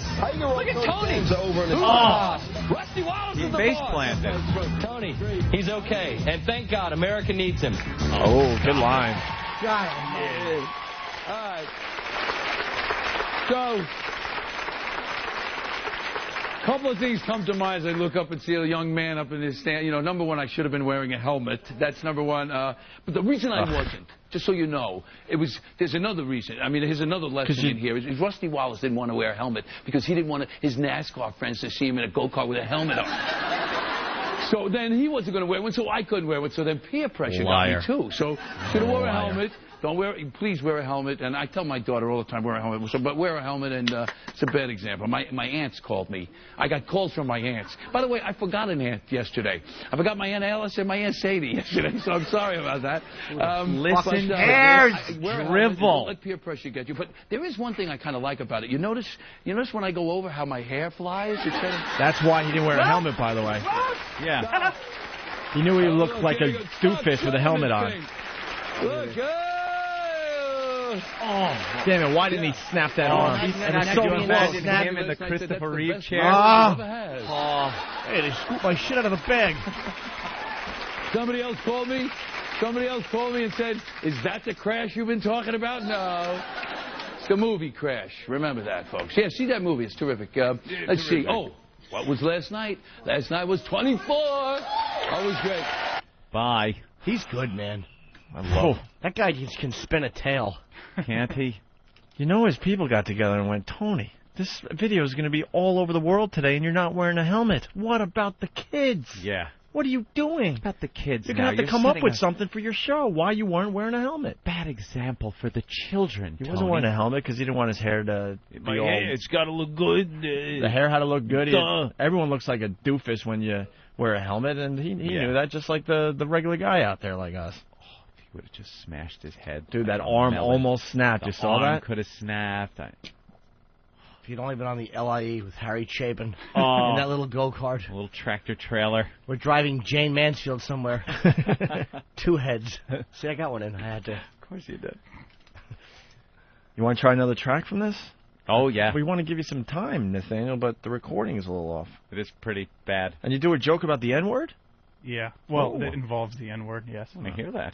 I was actually, so it was a kind of sheltered lifestyle. I didn't really get exposed to racial discrimination until a younger age. I was actually working construction for summer because that's what grumpy douchebags like me do for make me feel better about myself. And I was spreading hay, and I was minding my own business, and this guy spreading hay with me goes, "I hate doing this nigger work." I was like, whoa. I was shocked, obviously. He saw the look on my face. He's like, "Not that I've got anything against niggers." Ew, sir. I thought you were a racist for a second there. I was like, buddy, you know, we don't use that term where I'm from. We say those people. You son of a bitch. Bravo, man. Wow. Those people. It was a big chance I took using the old N-word in my stand-up, but Yeah. But it worked. Pretty risky. I defeated a gay man, you guys would be happy to know. Oh, you did? Yes. Nice. Trounced him good. How was this judge? Well, with your keys in a tube sock? A steamy shower. Right. It was an applausometer kind of thing, so Uh-huh. they'd say the person's name and clap for it. Yeah. He brought all of his boisterous friends. Right, flamboyant. Who were, Bunch of fucking disingenuous queens clapping. Yuck. But I eked them out, edged them out, I guess. And you didn't bring people down there to... No, I brought lots. You did? Yeah. Oh, okay. I brought my whole jiu-jitsu contingent, which Really? did a wonderful job. How long are you taking jiu-jitsu? About 2.5 years. Are you good at it? I'm okay. Toss me around a hotel for a few bucks? Sure. Ooh. That's very good. He's on his way. No, I like it. Congratulations, Nathaniel. Thanks Very a lot, funny. guys. I like his delivery. Yeah. We're Thank hoping you. to get about 15 minutes out of that, but the quality stinks. Sorry. Nah, that's all right. It's the way it should be for radio. You know, the audio doesn't have to be good. Nah, On the not at radio. all. Just bring the thing up in your pocket and hope it does well. See you, buddy. The visual's good. That's what counts for radio. Yeah. Mm-hmm. What's cooking? I don't know. Next door. No, I'm saying that What? to be cool. I mean, like, what's going on? Wait, how is something next door? Yeah, it's a window, What Eric. is that? The steakhouse next door. Yeah. Even later in the afternoon, you really smell it. Whatever that scent Across comes in, the street? comes into here. Yeah, Smells good. goes through the whole. We're in an airlock in here. I How was the hell gonna, is... I was gonna call him out on it, but It's hamburgers and steak. Yeah, no one could cook that well around here. That smells really good. It's making me hungry. Everyone knows the smell of Mugu Gai pan rises at 300 feet per second. Said Norton, telling time. From the Chinese restaurant. Look out the window. Remember that? And then he's on the train. No. And Ralph Cramden asked what time it was, and he looks at his watch, and he asked the conductor, he goes, "Are there any Chinese restaurants around?" Because he needed a Chinese restaurant to know what time it was. And then Ralph hits him. He kind of goes, "Oh," he gets hit. Come on, you. Sure. It's hysterical. Hey, Anthony, what do you know about this Gamefly.com? Oh. I know I have another piece of copy in front of me.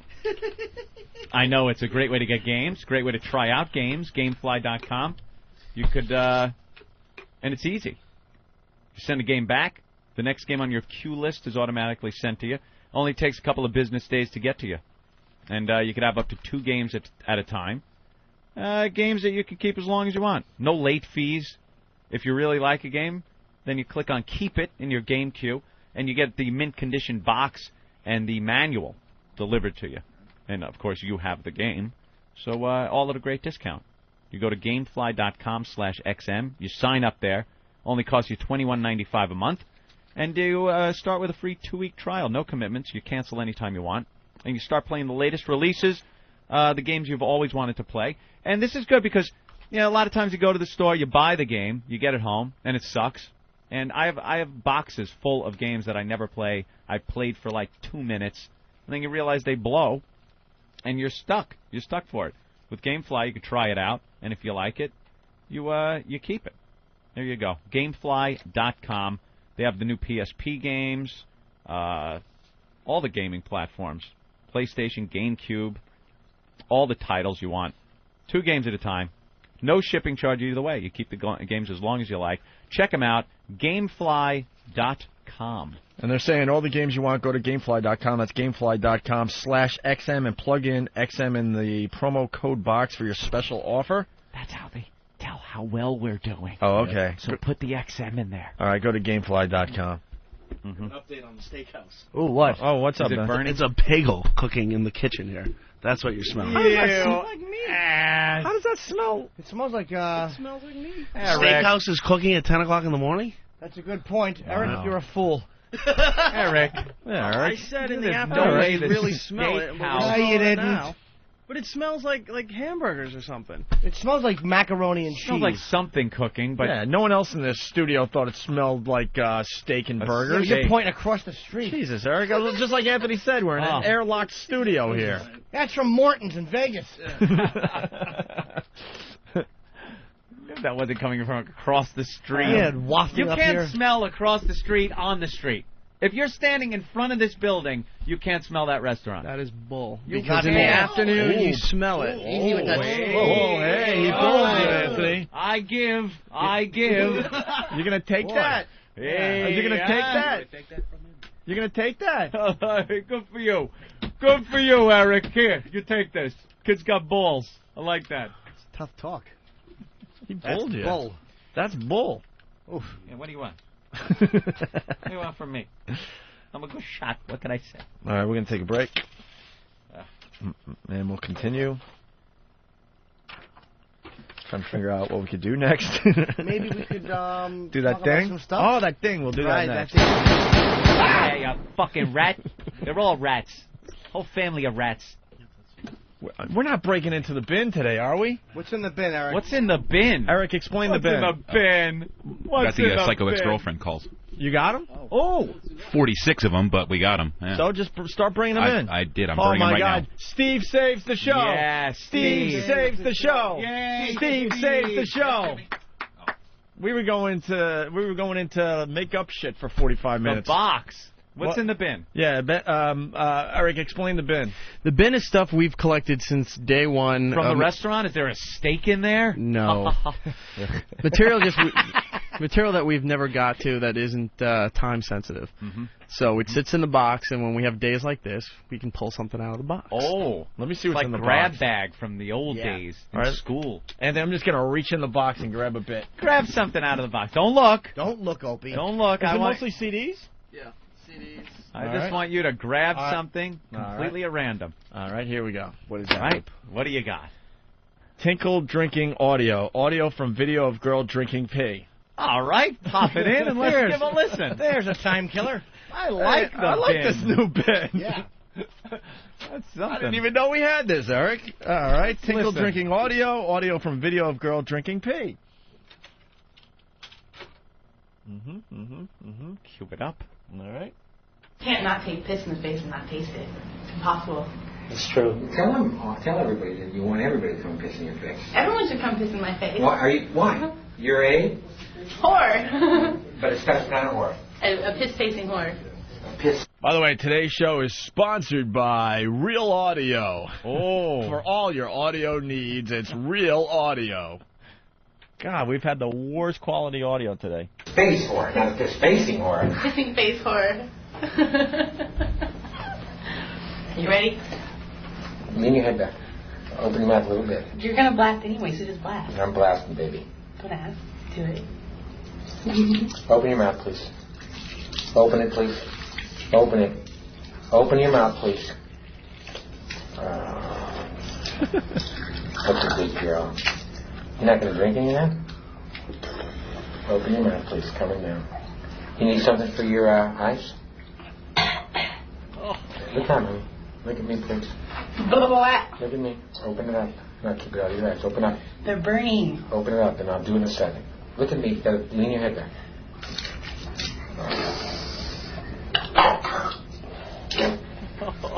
Someone dry her off so everybody else can piss in her face, please. There you go, sweetie pie. You want more? Here. Dry your eyes, please. place. This guy's so creepy. How about, well, LP's dying to piss in your face, and then go, LP. Brace yourself. There you go. Actually, let's get pissed. You ready for this shit? You ready for this shit? Baby. Give me your piss, please. Say please again. Please. Say please again. Please, my acting king. Give me your piss. Wow. Where do you go wrong as a parent? Black guy's pissing on your daughter. Yeah, that's your little girl. What's that you say? Is there some more? Oh, wait. They're talking about it. They might come up with a little more. Let somebody else step in here for a second. Okay. Okay. We're coming back? I'll be back in a second. Just stand at the table. All right, here it comes. Open that mouth. Open the mouth. Open her up. Oh. I had a tinkle. Yeah, you did.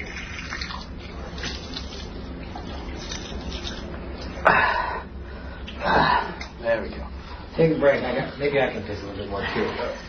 Ready? Want more? Of course. Ah, shit.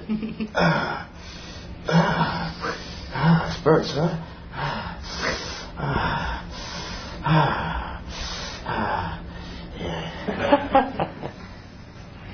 How'd I do, Daddy? I think Daddy'd be pretty proud. Are you proud, Daddy? You know we are, right? Oh. Can I shower now? No, shower doesn't work. Good, I'll take a shower in my shower now. Nah, we're kidding. Oh, those Bye-bye. wacky kids. Bye-bye. All right, well, I found a great website, by the way. Yeah. And, it's, about these girls that go to strip shows, male strip shows, and it's real footage of girls at these strip shows, and the guys, they're blowing the guys, the dancers. Yeah, Strippers and Cheaters or something it's called. It's the hottest website ever. Wow. I don't know what the address is. Maybe you could find it. But you can Sure tell we it's will. real footage. The guys are running around. They're male dancers putting, like, whipped cream on their mules, and the girls kind of, like, lick it off and suck it off. And then there's some girls that really will give them head behind a towel or whatever. It is the hottest. Because some of the girls are hot. Some of them are awful. It's, to me, the best website around right now. Ever. Okay. As we get there, give what's his name over here, Anthony, the bin of bits. Oh, I get to pick one? Yeah. All right. This is stuff we never got to. Hopefully it's not a long, involved bit. I'm just going to take between these two. Let me see. Oh, boy. There's a lot of stuff on that one. Take this one. Let's see what it says. You could pass on it, by the way. Yeah, this is kind of dated. What is it? It's Arnold Schwarzenegger on This Week with George Stephanopoulos from February. Do you know we never That's talked not- about the show? It's not pissing in the face. Remember the Arnold movie? Right. We never did that. That was an awful movie. All right, let's. Never did it. Anthony's got to pick one that makes sense. I'll pick another. Here we go. Try this one.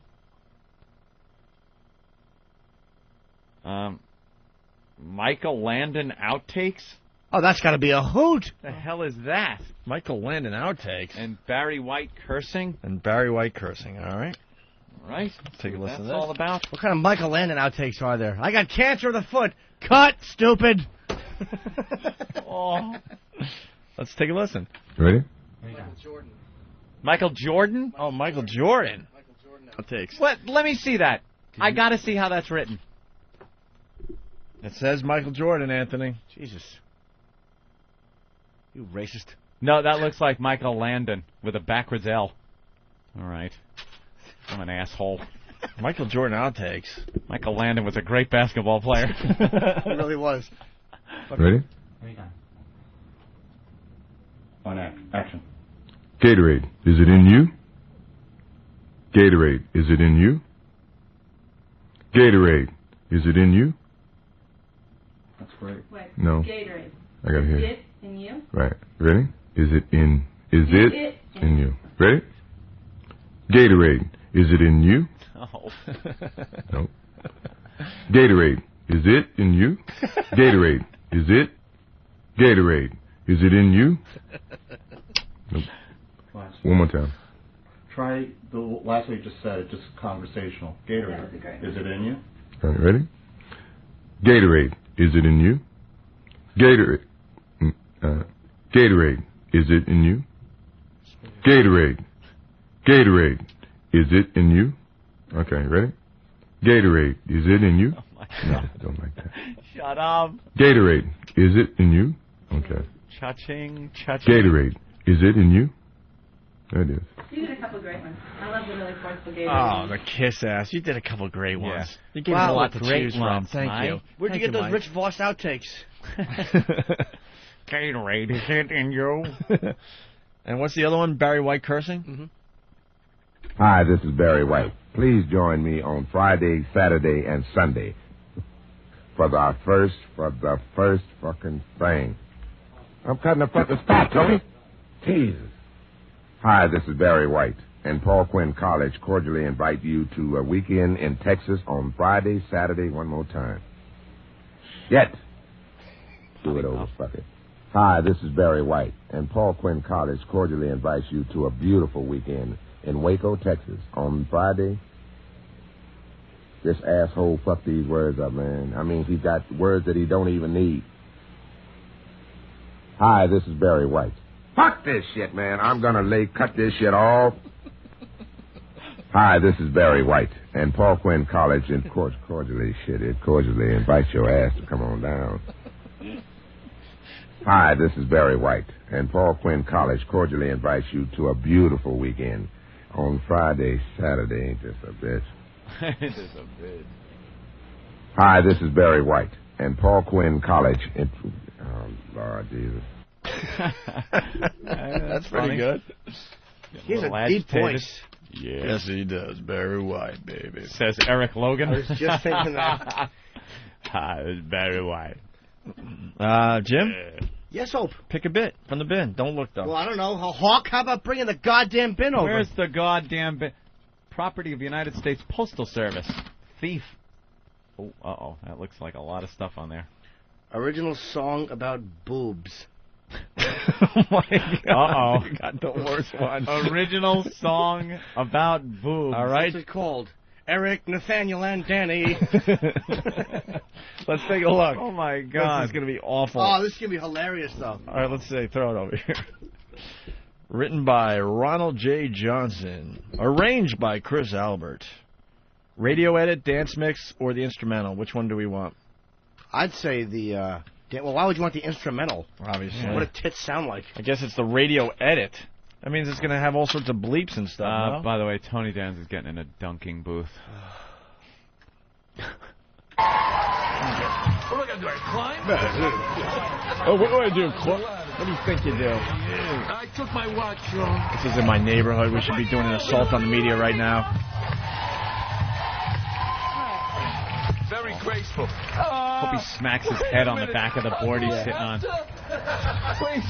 I got to get to the edge of this thing. Wait a minute. Wait a minute. Hang on. What's her name? I played poker with her. Yeah, she was on the show. Fat bitch from ER. Yeah. All right, let's take bets. Cameron Manheim. Let's take bets. Let's take bets. She's not going to hit the target, but she's going to run up and push him in anyway. Push it. You think she's going to have to do that? Cameron, let's see.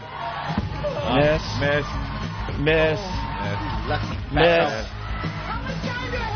Oh, she gets 30 seconds, though. Oh, my God, is she awful. 45.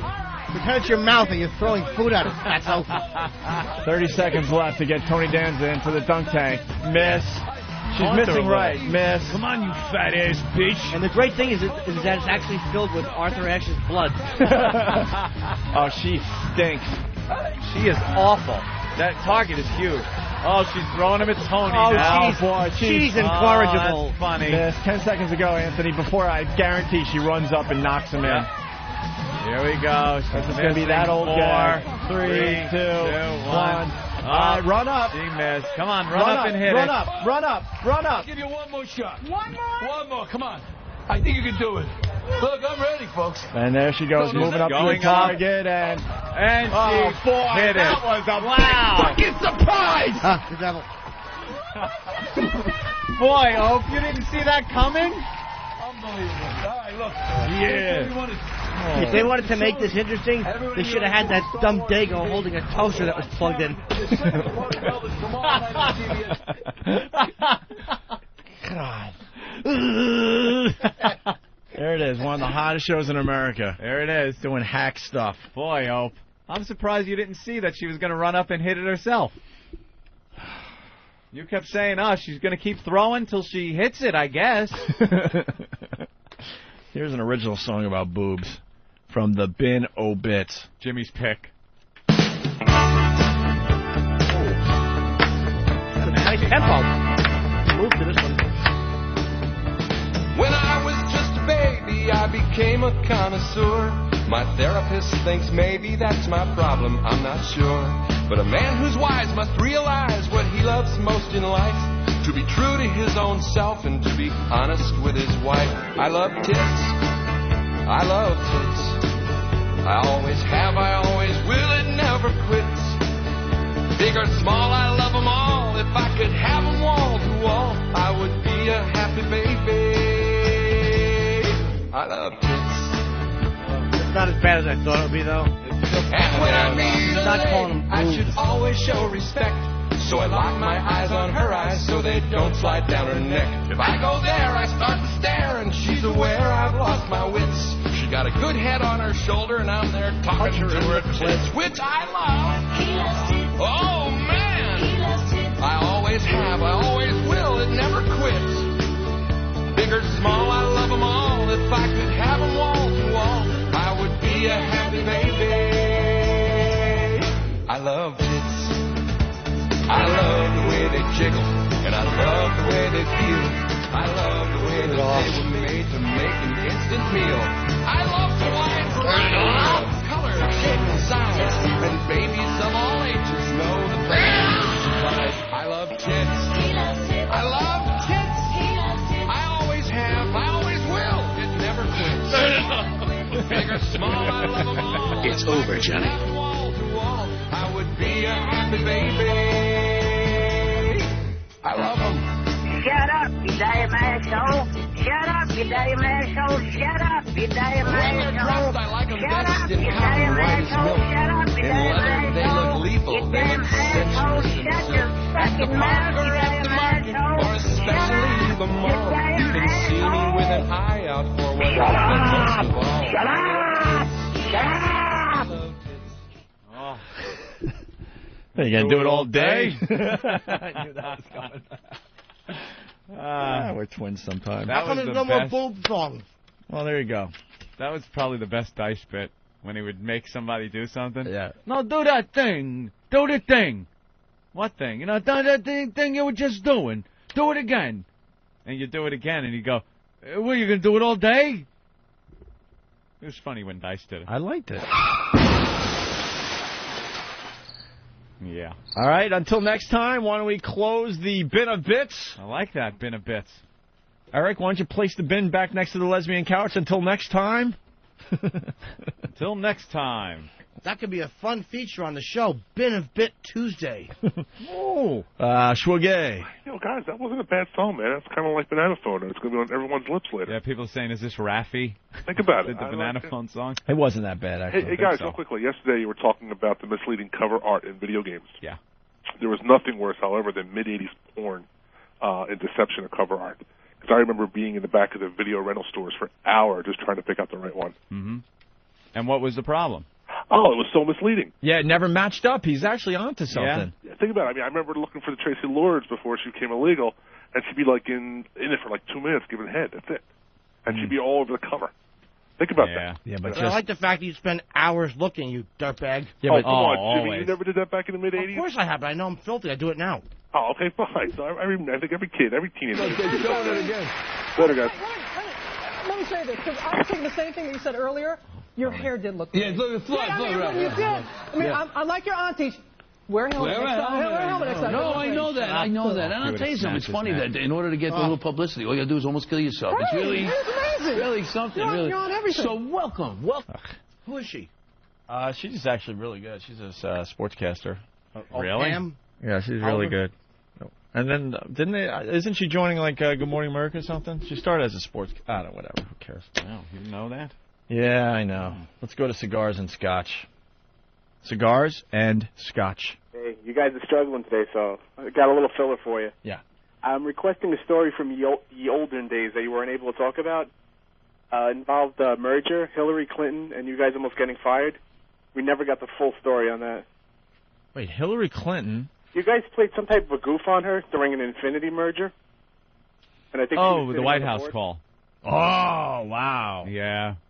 We called up the White House. Well, she was running for a senator. When she was running for senator of New York, she wanted to make like she was one of the New Yorkers. One of us. You know, very into everything that New Yorkers are into. So we had World Series tickets, Yankee World Series tickets. And we wanted to give them to Hillary because she's such a Yankee fan, which was, bullshit. So we called up the White House to get in touch with her and put it on the air. Like, as we made the call, we just kind of let it fly over the air. Which is probably one of the stupidest things you could do in radio because, there's a whole thing about phone calls and we're calling down to Washington, the White House. You have to ask permission before they're on the air. You can't do it on the air. You used to be able to call people and go, "Hi, we're on the air. Would you speak with us?" And if they said no, then you hang up. But then they changed the law again, and you couldn't even ask on the air. So a lot of times you would call on the air. You say, "Hi, we're on the air. Can you speak with us?" And if they said no, you would dump out of it and hang up the phone. We just let it fly. And we talked to somebody that picks up the phone at the White House, the little runaround that we had trying to get in touch with Hillary. And apparently it got to some people. While they were trying to do a merger. Yeah. They were I forgot all about that. There was the Infinity Viacom merger, right? Hookup. Forgot about Did that eventually work out? Not really. Yeah, right? The radio division stinks, and they're trying to get rid of most of it. They're ready to spin it off. All right, I think that's about all, cigars and scotch. I think there's more to it. I just don't remember now. It wound up getting to the FCC. There was some kind of problem, and you think all they had to do was walk down the hall and say, "Hey, we're having a problem right now. These idiots. Listen in." All right, cigars and scotch. Thanks. I wish there was more to that, but I think that's about it there. Why don't we take a break? We're going to regroup and finish the Opie and Anthony show next. Life in corporate America can be a grind. All they do is they remove the humor from everything. And you don't want to worry about your behavior around the office becoming a problem. I'm standing here with this erection feeling silly. You're going to need some sound advice. Talk less and suck more. From a qualified professional. I'm a stand-up comic who hates his own guts. New from the HIV Corporation. It's the Jim Norton Sensitivity Handbook. Sensitivity training. Maybe you could send someone from Human Resources in, and they can tickle my bag a little. I can go, ooh, very sensitive area, and then they can leave. Jim will help you construct a business plan. Greed is good. He'll guide you through the hiring process. Hire all fat chicks if you don't want them harassed. He's also a whiz at customer relations. Here's what you do, stupid. When they complain, you go, click. You take the phone. Click. Ladies will also enjoy Jim's wardrobe recommendations. You send them to training to not have those big tits showing during the workday. Jim is also an experienced marriage counselor. How could you marry a chick that won't drink out of your mule? And he can help mend even the most fractured of family relationships. I killed my wife with a hammer. And he'll also assist with time management. 1:30, Human Resources attempts to talk about sensitivity training. 1:35, they are wiping saliva that Jim Norton has spit on them off of themselves as he walks outdoor. End of meeting. Call 1-800-LOG-DROP for the Jim Norton Sensitivity Handbook. Order today. Meeting adjourned.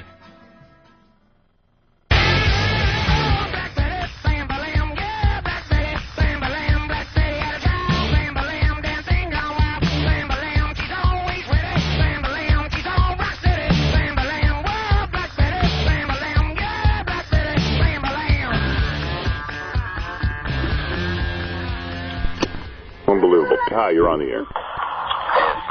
Hi. I'm so fucking into you. And I don't do this for a living. It's like new to me. I mean, I don't know what this guy wants from me. I don't want you badly. I know you want me. Let's fucking have sex. Oh, there you go. Okay. There's something new. Dude, get with it. I'm so fucking into you. Give me an original idea. I mean, I've done it all. I want to eat you. I don't want you to suck my cock. There's something new. You know what? I used to do that in Washington, D.C. Tell him, Fred. I want to fuck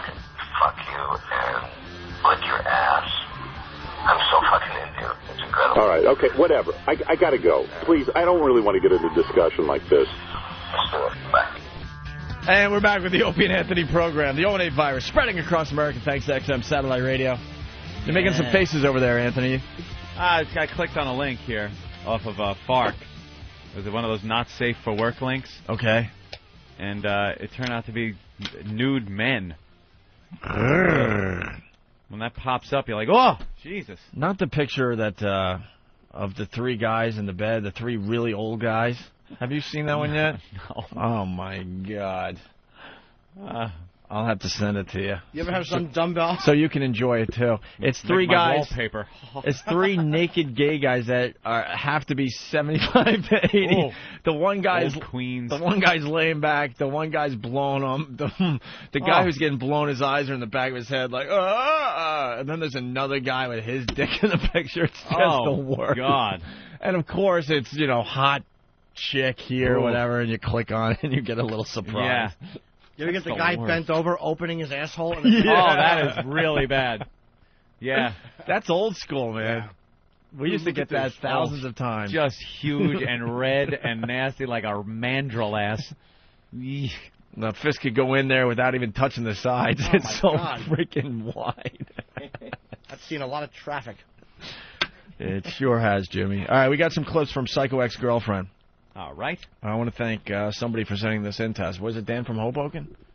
That was one of the people that said they were sending in. Well, thanks for helping out the show. Basically, this was from a website, and this guy took all the voicemails from his ex-girlfriend, Psycho Ex-Girlfriend, and put them up on the website for everyone else's listening pleasure, Anthony. So we could get through a few of these. I have 50. 50? And some no one has because he got a cease and desist and had to take off some really, really rank ones, I guess. Oh. But we still have a fine sample of calls from this ex-girlfriend. Lunatic. No new messages. Saved messages. Saturday, February 3rd, 9:09 p.m. You better fucking call me back on my cell phone. I'm done doing this thing with you, chasing you, until the part where you exhaust me. Well, you have already. What the fuck are you doing? So you really want it to be over? Is that what you want? Are you going to be a happy boy then? And I guess so. That's what you told me. So I guess I should just listen to that. Call me back, Mark. You better call me soon, because I'm done chasing you. I can't express this to you enough. You know, sometimes you only do this so many times, and then it just becomes fucking old, doesn't it? That's that one. All right. Oh, we're just warming up. Sounds a little angry. I love that we can play these uncensored. The beauty of satellite radio. Back in the old days, beep, beep. But according to Rolling Stone magazine, the beauty of satellite radio is shock jocks Opie and Anthony can curse all they want on the radio these days. Yeah. That's about all you get from satellite radio. What do you expect from that dumb magazine? They haven't written a relevant thing in 30 years. I enjoy the Rolling Stone, actually. I never liked I still enjoy the Rolling Stone. If they put Sabbath on the cover. Yeah, but they wouldn't. Why would they? What does Ozzy want an award for fighting a bat? You predictable faggots. You fucking left-wing political ideology, consistently boring. No loyalty. It's just awful. All right, here's another clip. Saved message. Saturday, February 3rd, 9:12 p.m. Hear this. I know you're checking your messages, I can tell. Right now it's 10 after 9. And since now you've tortured me all day and night, you better fucking call me back, Mark. You better fucking call me back. If you want any chance of ever working this out with me, I swear to God, I've done every fucking thing that I can possibly do. So are you happy? Are you happy? You just go out there and booze it up on your own, okay? Because I came over to see you and you denied seeing me again. Okay! Again. And I was even coming over to you after apologizing to you, after doing all those things, saying all those things on the phone to you that mean absolutely fucking nothing. So I hope you're happy. I hope you're happy being a lonely guy. Well, oh, but wait. I know you got a lot of dates, so maybe you won't be that lonely. Well, you know what? I've done everything you want to be with me, yeah. Great. Yeah, you really want to be with me. Thanks for showing me.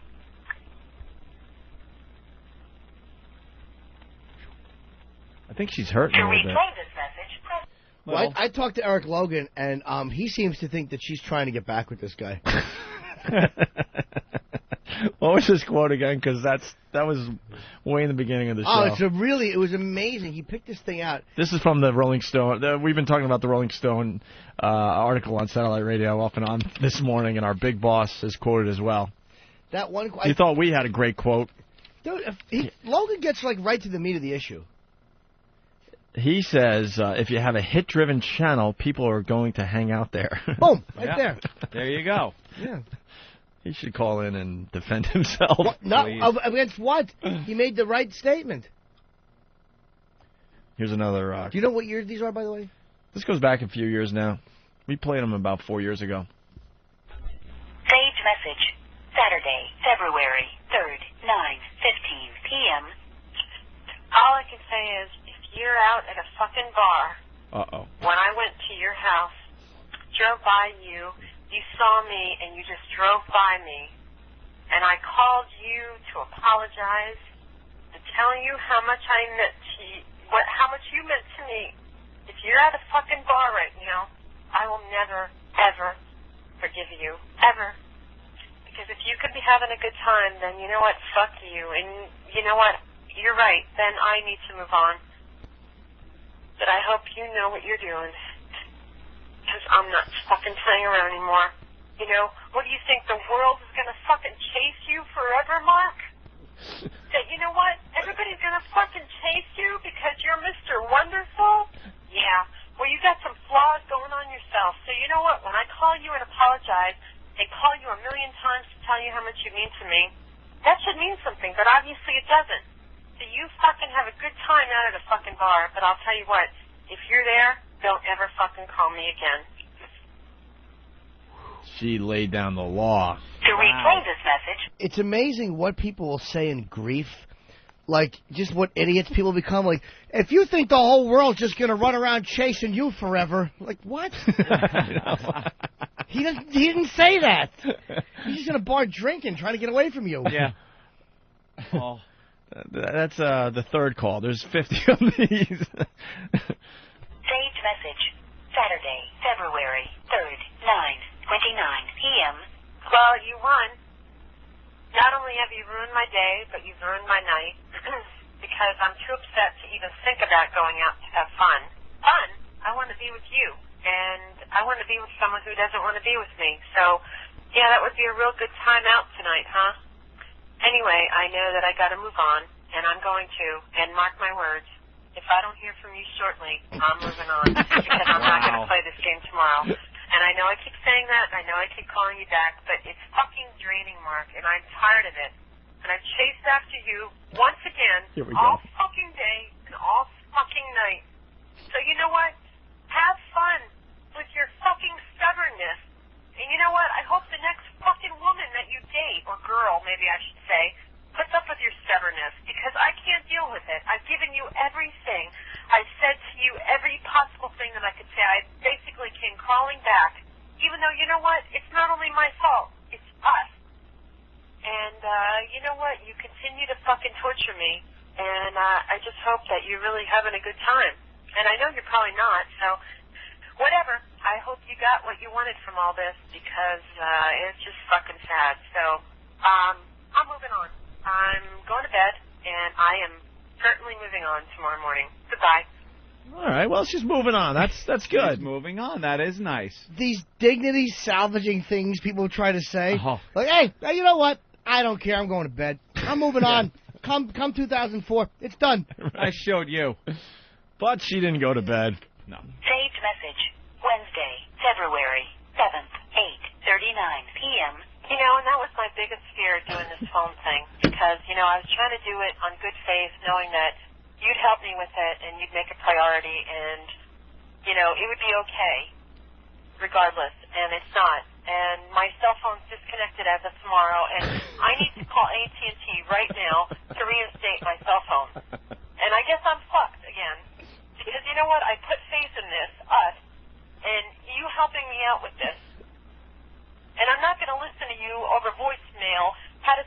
mailbox. There's a lot of other things on this stupid phone that I don't even know how to operate. So I'm paying for something I don't even know how to use. So can you do me a favor and let me know what to do with this thing? I don't know. And I'm not trying to be a prick, but you know what? I don't know what to do. I have no cell phone as of tomorrow because I trusted you. Wow. Wow. She's taking another tack. To replay like, well, now you got to call me because I got a problem with my cell phone. Yeah, look, And I you're don't the want only to one discuss the relationship Right. or anything, but this cell phone. Right, but you're the only one that can help me with my cell phone. I don't have a phone because I trusted you. Because I trusted you. What, did he throw it out the car window or something? You said you loved me and now I have roaming charges. Jesus. Stage message, Wednesday, February 7th, 9:34 p.m. I'm going to the hospital because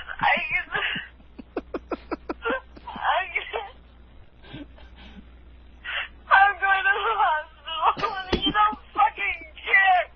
Wow. You gotta fucking prove a point. I hope you're fucking happy.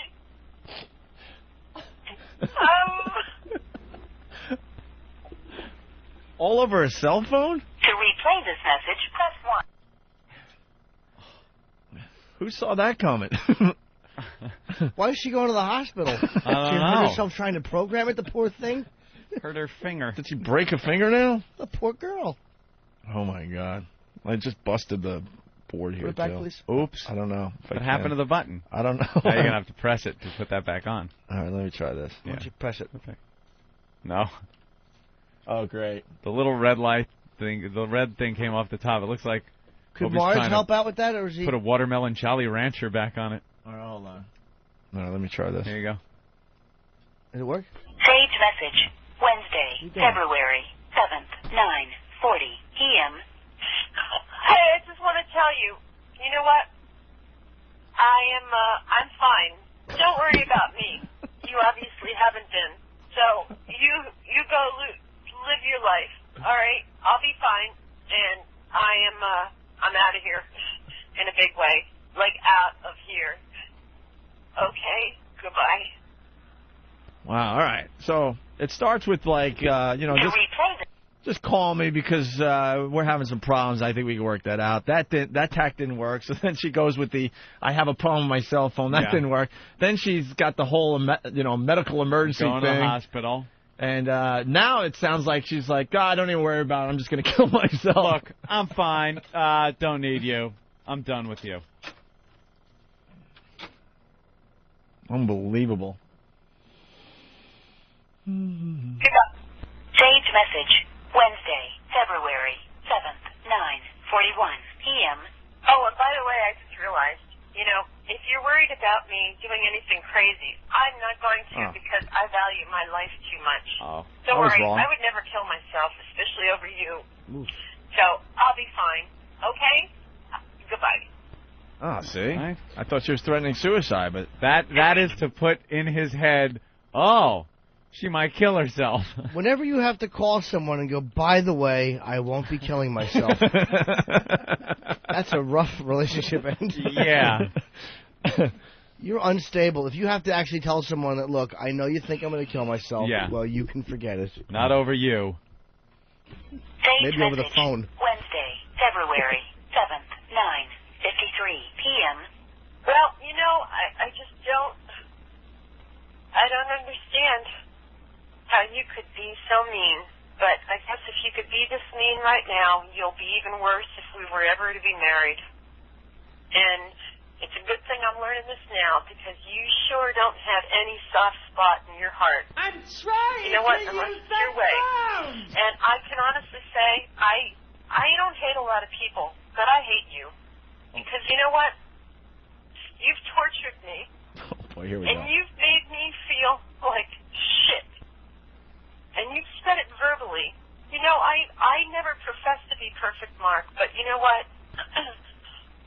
I would never tell you that I don't want to be with you. I would never do things without you and run away and tell you I don't feel the same way anymore and I don't care.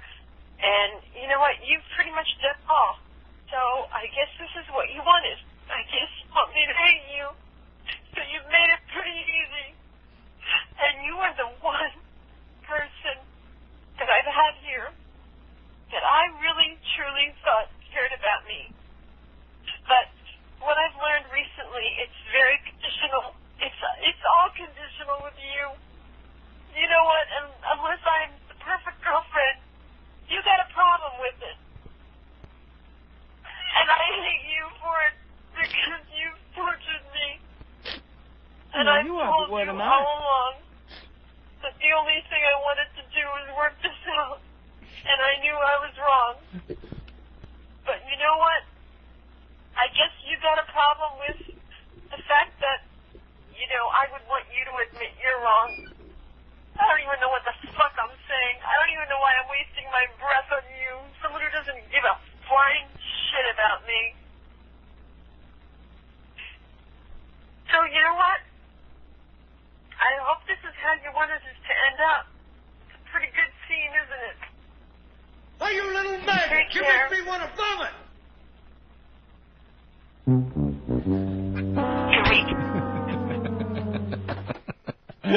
Wow. Oh. You at best unfuck yourself, or I will unscrew your head and check down your neck! Your neck! Do we have time for more? I can't get enough of these things. I haven't heard these in years. What, we have more than 2 minutes? We're running out of show?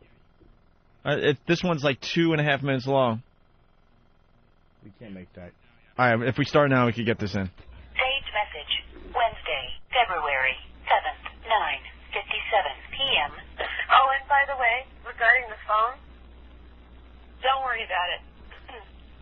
I'll try to wait, a half an hour on your customer service 800 number, and maybe someone will try to explain it to me. Well, and don't worry, I won't call your boss or your boss's boss because they already think I'm an idiot.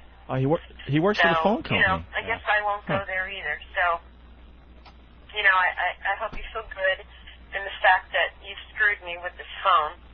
And yeah, I'm stuck with it, and a $200 bill, I guess, huh?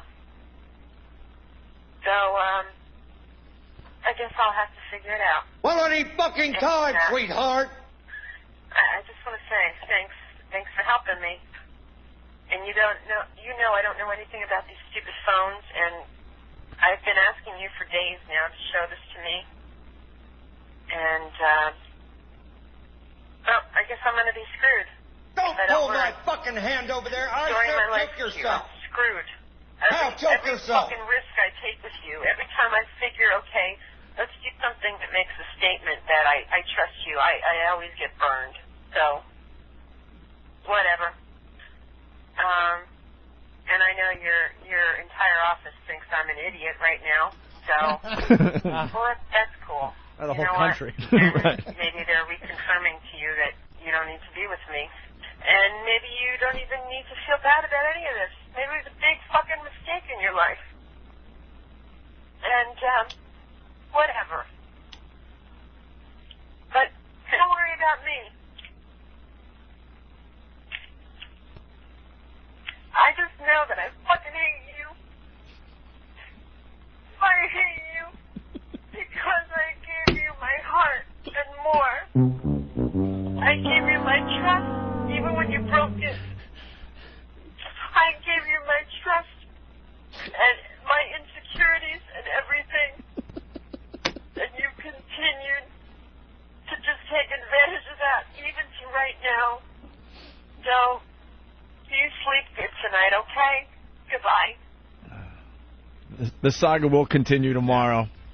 That's only 10 of about 50. Wow. We're going to have to pepper them in for the rest of the week I here. wonder if they ever got back together. Yeah. I wonder what the backstory is to that one. Tony from Cleveland, what's up? Hey, man, you guys got to stop playing this. You're killing Bob Kelly. You hear how she sounds? Oh, that fat idiot threw up yesterday, too. He ate bad pork. I go to his house and he's sweating. I think he goes to the bathroom and he vomits after he ate week-old pork. Ugh. Just laying on a bed with a fucking gimp leg. With his big swollen knee. Eating week-old pork. All right, Pinchy, what did you learn on the Opie and Anthony show today? Hey, boys, how you doing? Hey, real fast. Hey, whenever you say it's your loss, it's really not your loss. Absolutely. Brad, what did you learn on the show today? Today I learned that Anthony can outwork under the watchful eye of a blow-up doll. That's how the whatever. Yeah, that's how the show started today. All right, we'll see you guys tomorrow. Thank you. That's it. I'm out of here.